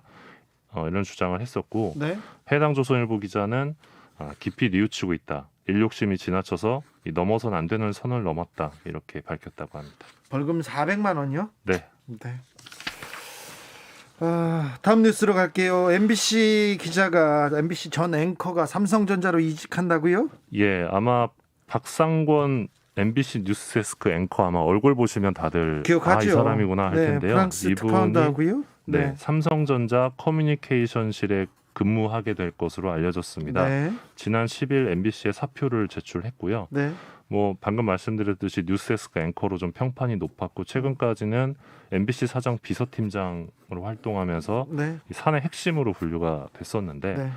그렇게 핵심은 아니어도 아무튼 MBC에서 MBC에서 굉장히 좀 전도가 유망한 기자였습니다. 네, 근데 이제 삼성전자 홍보 라인으로 가면서 언론계에서는 이게 좀 화제입니다. 네. 사실 MBC 뉴스데스크 앵커 출신이 삼성으로 이직한 사례가 과거에도 있는데요. 이인용 앵커. 네.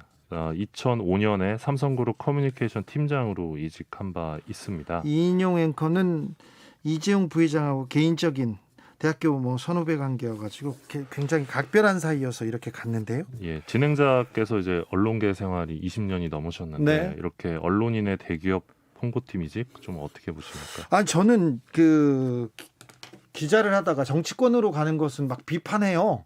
비판하는데 왜 기업 가는 거는 비판하지 않는지 저는 조금 거기에 대해서 좀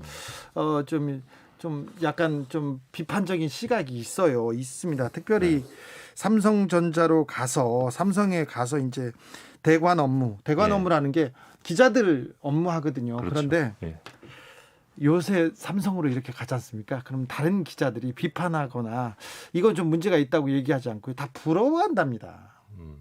부러워한 지 지금 몇 년 됐어요. 권력이 기업으로 넘어갔구나, 재벌로 넘어갔구나 이런 생각이 좀 있어서 씁쓸합니다. 제가 삼성전자라면 진행자를 제일 먼저 스카우트했을 것 같은데. 나는 또 저는 일단 기사를 안 쓰게 해야 되니까. 그렇죠. 근데 저는 저희 국민들과 우리 청취자들을 보고 있겠다니까요. 네. 정말 영입하고 싶었을 것 같아요. 그런 얘기 그만하겠습니다. 자, 다음 이야기로 가볼까요? 예, 코로나로 인해서 미디어 이용 패턴이 굉장히 바뀌었는데요. 네. 지난해 거의 모든 세대의 미디어 이용 시간이 증가한 것으로 나타났습니다. 그래요? 예, 닐슨 미디어 코리아가 낸 이 2020년 하반기 미디어 리포트 결과인데요. 얼마나 증가했어요? 일단 2020년 기준으로 TV 이용 시간은 전년 대비 780분 증가한 월 평균 11,160분으로 나타났고요. 잠깐만요. 작년에 비해서 780분이나 증가했다고요? 네, 그래서 월 평균 10,000시간이 넘는다고요? 예, 그리고 모바일의 경우는 701분 증가한 9,387분으로 나타났습니다. 저도 모바일 증가까지는 이해가 되는데 TV도 증가했군요. 예, 그러니까 하루 평균으로 환산하면 이제 모두 TV는 26분, 그리고 모바일은 23.35분 이용 시간이 증가했다고 하는데요. PC요? 컴퓨터는 얼마나 봅니까? 컴퓨터는 1.8분 늘어났다고 합니다. 1.8분요? 그러니까 거의 모바일, 그러니까 휴대전화로 넘어갔군요. 예, 그렇습니다. 네. 장르별로 보면 이 보도 채널의 성장이 가장 컸다고 하는데요. 아무래도 이제 재난 상태에서 그렇죠. 이제 위험을 인식하고 위험에 대응할 정보가 필요하니까 늘어난 것 같고요. YTN 연합뉴스 이거 보는 사람이 많이 늘어났다고 합니다. 그리고 VOD 이용률도 굉장히 높아졌다고 합니다. VOD라면 드라마, 영화. 예, 맞습니다. 이게 외출이 어려우니까 집에서 그냥 계속 보는 거죠. 네. 넷플릭스는 어때요? 넷플릭스가 굉장히 많이 늘었는데 우리가 흔히 OTT라고 하죠. 유료 동영상 서비스 이용이 작년에 엄청나게 늘었는데 대표적으로 넷플릭스가 가장 늘었습니다. 이 지난해 1월 대비 11월을 보면 우리가 순 방문자 수라고 하는데 이게 UV라고 표현을 하는데 네. 이게 64.2%가 증가를 했다고 합니다. 엄청난 증가군요. 코로나 네, 시대. 그래서 넷플릭스의 총 광고비도 재작년 88억에서 작년에 202억 원으로 2배 이상 늘렸는데 네. 아마 지난해 지하철이나 여기저기서 넷플릭스 광고 많이 보셨을 거예요. 많이 봤습니다. 그러니까 물 들어올 때 이게 노를 젓는 건데 네. 이게 우리나라만의 현상은 아니었다고 합니다. 지난해 이제 영국 오프콤, 그러니까 영국의 방송통신위원회 같은 곳인데 네. 여기 조사에 따르면 영국 가구의 60% 수준인 1,700만 가구가 이 넷플릭스와 같은 OTT를 하나 이상 이용하는 것으로 나타났습니다. 세대별로 미디어 이용 네. 이런 거 좀 의미 있는 차이가 나왔습니까? 이게 참 씁쓸하기도 한데 아이를 키우는 입장에서 네. 미디어 이용이 작년에 가장 많이 증가한 세대는 10세 이하로 나타났습니다. 10세 이하요? 네.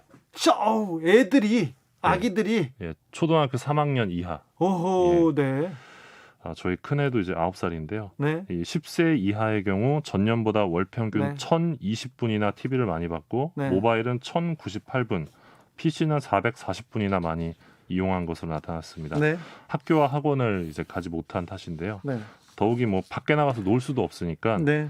그냥 집에서 모든 미디어 이용을 다 하는 거죠. 게임도 하고 그렇죠. TV도 보고 이렇게 시간을 그렇죠. 때우는. 이거 안타까워요. 예. 어디 식당 가던가 어디 다른 데 예. 가잖아요. 아주 꼬마 아기가 저기 핸드폰 휴대전화 보고 있어요. 거기서. 네. 참. 그래서 사실 이게 잃어버린 1년이 될 수 있거든요. 이 네. 친구들에게는 제 아들과 제 딸도 마찬가지입니다. 정철훈 기자도 예. 육아할 때 아이들한테 이거 전화기나 네. 패드 보여주면서 야, 여기 이거 보고 있어라 그렇게 합니까? 네, 그럴 때 있습니다. 그러면 안 돼. 그러면 안 돼요. 네, 이게 애가 셋이면요, 좀 네. 뽀로로의 힘을 빌려야 될 때가 있어요. 그래요. 뽀로로님의 네. 아무튼 좀 줄여야 되는데. 네. 그러게요. 네, 이게 사실 코로나19가 당장 어떻게 뭐 마무리가 되지 않을 수 있기 때문에 네. 이 부분에 대해서 좀 우리가 주목해야 되지 않을까 싶습니다. 어린아이들의 미디어 이용을 좀 그렇죠. 어떻게 봐야 될지. 꿈을 꾸고 다른 생각을 해야지. 이렇게 쳐다만 그 휴대전화만 보고 있는 건 좀 가슴 아파요. 그렇죠? 네. 알았어요. 정철훈 기자의 얘기를 들으니까 내 마음이 아프네. 네. 이번에도 감사했습니다. 기자들의 수다 미디어 오늘 정철훈 기자였습니다. 감사합니다. 고맙습니다. 5622님이 삼성이 주진우 기자 절대 스카웃 못합니다. 아마 사표 내고 내부 고발하지 않을까요? 저는 내부 고발은 안 하는데 제 몸값이 너무 비싸요. 비싸가지고 저를 엄두에 못 내는 것 같은데 내부 고발 안 할 테니까 와봐라 이렇게 얘기해 볼까요? 네, 아니 안 올 거예요. 안 갑니다. 네. 마키님께서 코로나 때문에 사람들이 점점 사각형의 화면에 갇혀 살게 되네요. 그 얘기합니다. 네, 제가 기자 생활을 그만뒀을 때 대기업에서도 왔고요. 큰 로펌에서 엄청난 로펌에서 왔었는데 그 얘기는 하지. 나중 기회에 제가 하겠습니다. 교통정보센터 다녀오겠습니다. 임초희 씨. 네, 이 시각 교통정보입니다. 정체도 정체지만 사고가 잇따르고 있어서 더욱더 조심 운행하셔야겠습니다. 먼저 서울 시내 동부간선도로 성수분기점 쪽으로 원룸분기점과 중랑교 사이 3차로에서 사고를 처리하고 있습니다. 부근에서 제속도 못 내고요. 경부고속도로 서울 쪽으로는 잠원나들목 1차로에서 사고가 났습니다. 달래내 부근부터 반포 사이에 운행이 더 답답해졌고요. 이전으로는 눈에 띄는 긴정체 안성분기점 부근부터 수원까지 26km 구간 밀리고 있습니다. 죽전 휴게소 부근에서는 판교까지 7km 구간 막히고요. 대전 남부고속도로 서대전 쪽으로 구안터널 1차로에서 사고가 났고요. 부산 지역인 부산 외곽고속도로 기장 쪽으로 상동터널 안 1차로에서도 사고가 발생했습니다. 사고 여파 뒤로 2km 구간 봤고요. 반대 창원 쪽으로는 기장 부근에서 2km 구간 밀리고 있습니다. KBS 교통정보센터에서 임초희였습니다.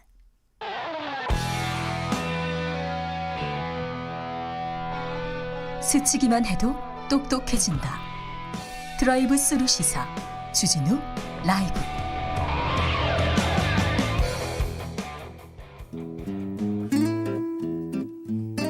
현실에 불이 꺼지고 영화의 막이 오릅니다. 영화보다 더 영화 같은 현실. 오늘의 시사 시작합니다. 라이너의 시사회. 영화 전문 유튜버 라이너 어서 오세요. 네, 안녕하세요. 요새 어떤 영화 감명 깊게 보셨어요? 재밌게 보셨어요? 최근에는요. 그 홍콩의 왕가이 감독 작품이 재개봉하고 있거든요. 아, 그래요? 그래서 오랜만에 왕가희 감독 영화를 보니까 좀 너무 좋았고요. 어떤 영화? 뭐 해피투게더라든지 뭐 화양연화 같은 이런 중경삼림 뭐 이런 영화 다 진짜 옛날에는 우리 홍콩 영화 보고 살았는데 갔는데 그땐 진짜 한국 영화보다도 홍콩 영화를 더 많이 봤던 것 같은데 고등학교 때 계속 그 성냥 이렇게 싣고 다니고 막 그랬어요. 주윤발 형 때문에. 네, 그리고 아직 개봉은 안 했지만은 제 시사회로 미나리를 봤거든요. 네. 미나리 역시 왜 이렇게 좋은 작품이라고 하는지 그래요? 알 것 같더라고요. 네. 핑거스타일님께서 구성이 좀 웃겨요. 미디어 넷플릭스 노출 시간 너무 많다고 얘기하다가 갑자기 영화 얘기. 죄송합니다. 금요일이잖아요. 또 가족끼리 모여서 영화 한 편씩 보면 좋아요. 자, 오늘은 어떤 작품 준비하셨어요? 네, 최근 다시 불거지는 이야기가 바로 위안부 문제인 것 같습니다. 그러게요. 네, 하버드 교수 램지어가 이제 일본군 위안부는 성매매를 강제당한 성노예가 아니다. 이런 주장을 했었는데요. 참 저도 들으면서 뭐 이런 이상한 주장이 다 있나라는 생각을 했습니다. 무식하고 무례한 이런 공격입니다. 인권 침해입니다, 이거. 네. 그리고 램지오 교수는 원래 18살까지 일본에서 산 경험도 있다고 이분 하고요. 법학자예요. 역사는 몰라요. 네, 그렇다고 하더라고요. 네. 그래서 뭐 이분 주장을 들어보니까 이제 뭐 핵심만 말씀드리면은 위안부 피해자 그리고 징용 피해자들이 노동자 모집업자로부터 피해를 당한 거지 일본 정부나 일본군은 책임이 없다라는 식의 이거 말도 안 되는 전쟁 범죄를 저질러 놓고 그 인권 침해를 해놓고 이런 얘기를 하는 것 자체가 정말 모렴치하고 파렴치합니다. 이런 얘기를요 독일에서 했지 않습니까? 그러면 잡혀갑니다. 그렇죠. 미국에서 만약에 인종차별 관련해서 이런 논문이 나오지 않습니까? 이거는 학문의 자유가 아니라 이건 잡혀갈 일이었어요. 네, 그렇습니다. 그래서 이렇게 일본군 위안부 문제를 다룬 많은 영화들이 있는데요. 그중에서도 한 작품을 뽑아왔습니다. 그 작품이 바로 주전장이라는 영화입니다. 2019년에 엄청난 화제를 일으켰고요. 엄청 잘 만들었다는 다큐멘터리 영화 아니었습니까? 네, 이 비슷한 시기에 다큐멘터리 영화가 또 김복동이라는 다큐멘터리 영화도 나왔어요. 김복동 할머니의 삶을 또 그린 작품인데요. 네. 이 주전장은 이제 좀 되게 재밌을 것 같다는 생각이 듭니다. 왜냐하면 이거는 말 그대로 이 위안부 문제의 주전장에 뛰어드는 뛰고 전장 사운터에 뛰어든 영화예요. 그러니까 위안부 문제가 진짜 어디에서 싸워야 되는가 요거를 다룬 작품이기도 하거든요. 그래서 이거 개봉할 때 일본에서는 일본 우익들이 방해 공작을 하기도 했었다고 합니다. 그리고 감독인 미키 데자키 씨는 일본계 미국인이고요. 원래 유튜버였습니다. 근데 이 사람이 일본에 인종차별이 많다라는 주제로 유튜브 영상을 올렸는데 우익들이 와서 자기를 막 공격하기 시작하니까 이게 무슨 일일까 하고 알아보다가 위안부 문제에 관심을 가져서 이제 이 문제에 대해서 이런 영화까지 만들게 됐던 거죠. 우익들이 공격하는 걸 따라가 봤더니 위안부 문제가 있더라. 그래서 이걸 관심을 가졌다는 거죠. 그렇죠. 그래서 이 영화를 만든 방법이 일본의 어떤 우익 인사들과의 인터뷰 그리고 또 우리나라의 이제 여러 운동하시는 분들 그리고 또 위안부 피해자 할머니 이런 분들과의 인터뷰 그리고 미국의 인터뷰를 굉장히 많이 달았습니다. 자, 줄거리로 넘어가 볼까요? 어떤 내용인지? 네. 앞에서 말씀드린 것처럼 미키 데자키가 일본 우익들에게 공격을 당했고요. 그러다가 이제 백인 미국인 유튜버 중에 텍사스 데디라는 사람이 있습니다. 미국인이요? 미국인인데 막 위안부 문제를 알린다 그러면서 소녀상이 건설되는 글린데이를 보고 이거는 너무 기분이 나쁘다라는 식의 영상을 올리는 거예요. 그러니까 이 미키 감독이 아니 위안부 문제는 한국이랑 일본의 문제인데 왜 미국인이 소녀상에 반대하고 일본을 옹호하고 이런 일이 생기는 걸까라고 램지어 교수처럼 궁금해했던 거죠.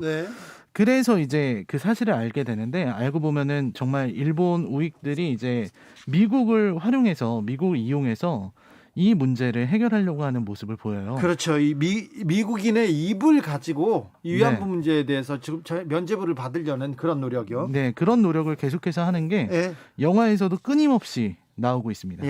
그래서 그런 부분을 이제 지적을 하고 그리고 이제 주전장의 이야기 자체가 일본 정부 그리고 일본 우익들이 하고 있는 주장, 그 주장에 대해서 하나씩 반박하고 따라 들어가서 그렇게 하는 내용으로 되어 있습니다. 따라가서 야 증언을 하면 그거 문서 내놔라. 이걸 반박하는 자료가 뭐 있느냐 이렇게 딱 가서 물어보는 거죠.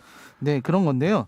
일본 우익들이 하는 주장이 몇 가지가 있습니다. 그게 뭐냐면 위안부는 자발적이었다. 라는 표현. 그리고 일본은 이미 배상을 했다. 그리고 그들은 성노예라는 말에 적합하지 않은 생활을 했다. 소녀상은 억지다. 뭐 이런 식의 주장들을 합니다. 그래서요. 억지죠. 그리고 이제 증거가 있냐 뭐 이런 식으로 얘기를 하는 거예요. 항상 얘네들이 얘기하는 게 증거는 없다는 얘기를 합니다. 실제로 그래서 이 미키 감독이 이 그냥 길 가는 미국인한테 물어봐요. 이 문제에 대해서 뭐 일본 애들이 하는 것처럼 증거는 없고 할머니들의 증언은 가끔씩 앞뒤가 안 맞기도 한다. 이걸 믿을 수 있겠느냐 이렇게 물어보면 사람들은 다 아니라고 하잖아요. 이게 그들의 어떤 전략이라는 거죠. 근데 사실 증거가 있냐는 말은 억지거든요. 이 영화에서는 사실 이 사람들의 이중잣대를 많이 비판을 하는데 일본 자민당의 스기타 미오라는 여성이 있습니다. 이 여성이 이제 증언만으로는 입증할 수 없다는 말을 해요. 그래놓고 자기는 어떤 주장을 하냐면 소녀상 때문에 미국에 있는 일본 어린이들이 왕따를 당한다는 겁니다. 그런데요. 그런 일이 없잖아요. 그렇죠. 그런 증거 어디냐 그러면 이제 어디서 들었다. 이 사람도 증언밖에 없는 거죠. 증거는 없다. 네, 그렇습니다. 사실 이런 어떤 강제 납치라든지 혹은 강제 징용이나 이런 위안부 문제 같은 경우는 증거가 아니라 증언이 더 중요한 건데 얘네들은 그거를 이제 흐리고 있는 거죠. 뭐 증거도 많아요. 근데 증거를 채택하지 않고 증거를 무시하면서 왜 그렇게 얘기하는지 어떤 식으로 왜곡합니까?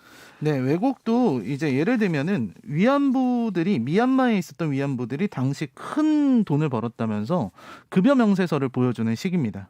근데 이걸 역사학자한테 가져가서 물어보니까 당시 미얀마의 인플레이션을 생각하면 큰 돈이 아니었다라는 걸 알려주는 거죠. 그리고 이제 얘네들의 주장은 노예가 아니었다라고 얘기를 하면서 위안부가 자유로운 생활을 했고 급여를 받았다 이런 얘기를 해요. 파티도 했었다. 참. 그러니까 얘네들은 이렇게 생각하는 거예요. 진짜 발목을 사슬로 묶지 않으면 노예가 아니라고 생각하는 거예요. 아니 그때 그 사진은 공개하지 않고 왜 노예가 아니라고 하는지 참 말도 그렇죠. 안 되는데요. 이 감독도 그거를 얘기를 해요. 일본군이 일부러 자료와 사진들을 전부 다 폐기해 놓고 이런 주장을 한다는 거죠. 근데 사실 국제법상으로 보면은 이 일본이 하고 있는 이런 행동은 그 노예가 맞다라고 당연하죠. 영화에서도 얘기를 하고 있습니다. 전쟁 범죄다. 네, 돈을 받고 안 받고의 문제가 아니라는 거죠. 자신의 의지가 아니었다면 이것은 노예 상태라고 볼 수 있다라는 게 이제 그런 얘기고요. 일본 우익들이 왜 이렇게 위안부 문제를 그리고 그 인종 차별적 발언을 쏟아내고 있을까요? 네, 사실 그 일본 우익들이 가지고 있는 이 어떤 비전 그리고 일본 우익들의 어떤 계획과 관련돼 있는 겁니다. 그러니까 이 영화에서 말하고자 하는 결론은 뭐냐면 일본은 과거사를 세탁하려고 한다는 거예요. 그러니까 이런 위안부라든지 이런 문제들이 자기들한테 너무나 치명적이니까 이런 일은 없었던 걸로 하고 자기들이 가지고 있었던 옛날 일본 제국주의 시대의 메이지 헌법을 부활시키겠다. 일본 제국의 부활? 그렇습니다. 그렇게 하기 위해서는 과거의 잘못을 부정해야 됩니다. 잘못이 없었어야 부활할 수 있는 명분이 생기니까요. 그런 걸 목적으로 과거의 문제를 덮으려고 하는 거다. 이런 얘기를 하게 되는 거죠. 실제로 영화에서 보면은 우익들의 말 중에서 한국인들은 열등한 존재다 막 이런 말을 하는 그런 옛날에 나치가 그랬잖아요. 네, 나치가 하는 거는 거의 똑같은 그런 말들을 해요. 그런 게 이제 일본 우익들이 가지고 있는 기본적인 세계관이다라는 걸 알 수 있는 거죠. 영화에서 좀 인상 깊었던 장면이 있었습니까? 인상 깊었던 장면들 많지만 그 중에 하나가 이런 겁니다. 영화에 나오는 일본인이 국가는 사죄를 해서는 안 된다. 사죄하면 그 국가는 끝이다. 그러니까 어느 나라를 할지라도 잘못이 명백해도 사죄해서는 안 된다. 일본이 그런 것 같아요. 라는 주장을 해요. 일본. 근데 이 영화 감독이 정말 되게 재치 있는 사람인 게 바로 다음 장면에 레이건 대통령이 일본계 이민자 12만 명을 임시 수용소에 넣었던 미국의 행동에 대해서 사죄하는 장면이 나옵니다. 네. 어떤 국가도 사죄하면 안 된다 그랬는데 정작 미국은 일본에 사죄했던 거예요. 일본이 그렇게 좋아하는, 일본이 그렇죠. 그렇게 따라가고 싶어하는 미국이. 그렇죠. 그것도 로널드 레이건이. 예. 그래서 이게 어떤 영화의 좋은 구성을 보여준다고 생각합니다. 결국 필요한 거는 과거사의 잘못을 인정하고 사죄하는 거. 네. 그게 가장 필요한 것 같은데 일본은 여전히 사죄가 뭔지 모르고 후한무치하게 살아가고 있습니다. 일본인인데 미국에 살아요. 유튜버예요. 그런데 우익을 따라가다 보니까 이런 역사가 있었고 이런 진실이 있었다. 참 굉장히 수작이라고 평가를 많이 받았어요. 예, 평가를 많이 받았고 또 위안부 문제가 과거에 머무른 문제가 아니라 우리의 미래와 관련된 문제라는 걸 잘 밝혀냈죠. 자, 2021년 오늘 참 주전장이 또 위안부 문제가 우리한테 이렇게 많은 생각하게 할 점을 던져줄지 몰랐습니다. 오늘 시사회 주전장 잘 들었습니다. 잘 봤습니다. 라이너 감사합니다. 네, 고맙습니다. 오늘도 수고하고 지친 자들이여 여기로 오라. 이곳은 주기자의 시사 맛집 주토피아 주진우 라이브.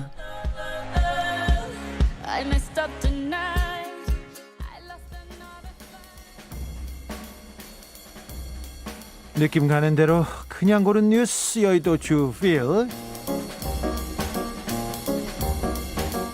120년 만이라는 미국 한파, 원인은 북극 온난화. KBS 기사인데요.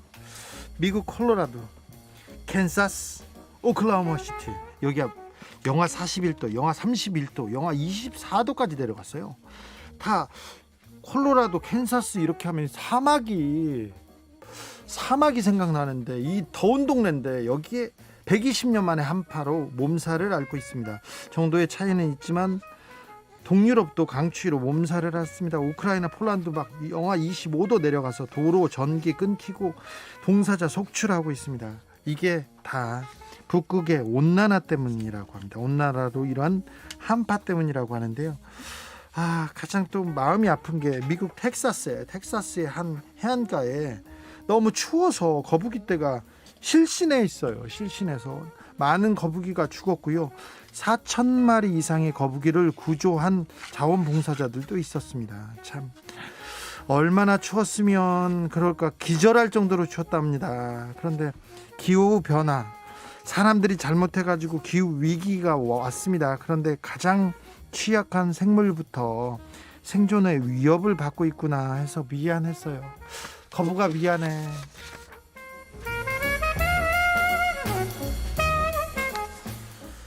중국이요, 태국도 클럽하우스에서 국왕 비판하자 법 지켜라 으름장 2대1 기사인데요.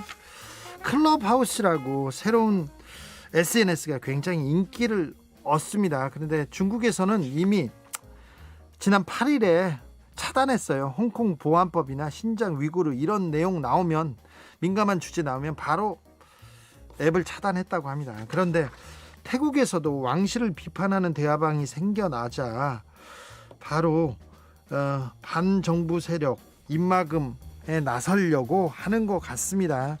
자, 태국에서는요, 국왕을 향한 비판은 모욕으로 간주돼가지고 최대 15년 징역형이 처해진다고 합니다. 왕실 모독 금지법 때문인데요. 지난해 페이스북에서 태국 군주제 비판하는 100만 명 규모의 그룹 접속 차단한 적이 있었거든요. 그런데 클럽하우스에서도 마찬가지라고 합니다. 참 아시아에 있는 여러 이웃 국가들 민주화를 위해서 갈 길이 멉니다. 미얀마는 더더욱 그렇고요. 일본 언론도 부러웠나, 문 대통령 손에 쥔 저 특수조사기를 일본 언론에서 보도했다는 뉴스원 기사입니다. 지난 18일 날 우리 중소기업이 개발한 백신 접종용 최소 잔여형 주사기 있지 않습니까? 요 사진을 일본 교도통신에서 이렇게 대대적으로 보도했다고 합니다. 참 우리는 못 샀는데 이렇게 했는데, 이 교도통신에서는 화이자 백신의 경우 일반 주사기로는 한 병당 5번 5회분밖에 접종할 수 없지만 특수 주사기로는 6회 접종 가능하다면서 백신 낭비 막으려면 저 주사기를 가져야 되는데 한국이 가지고 있다고 이게 집중 조명했다고 합니다. 그러면서 일본 정부의 안이한 일처리를 질타했다고 하는데 이런 뉴스는 우리 언론에는 많이 나오지는 않아요. 그렇다고요.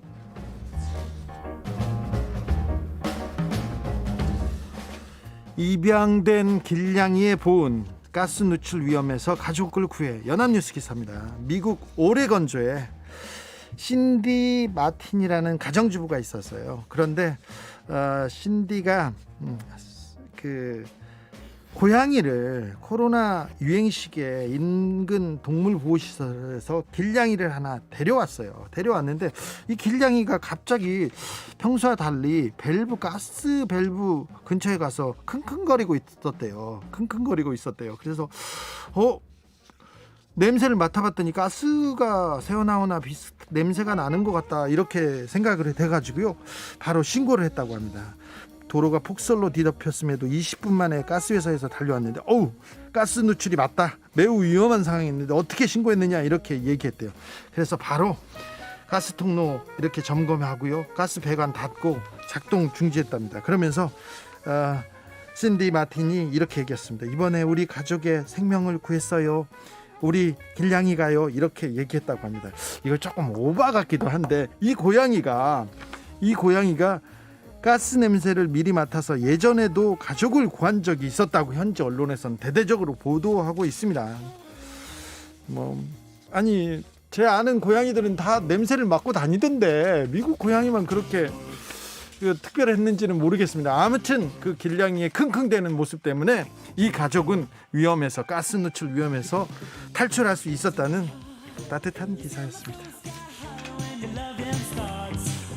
웸의 노래 듣겠습니다. Wake Me Up Before You Go Go 들으면서 주진우 라이브 금요일 이 시간 마무리하겠습니다. 저는 내일 오후 5시 5분에도 주진우 라이브 스페셜로 찾아옵니다. 어디 가지 마세요. 지금까지 주진우였습니다.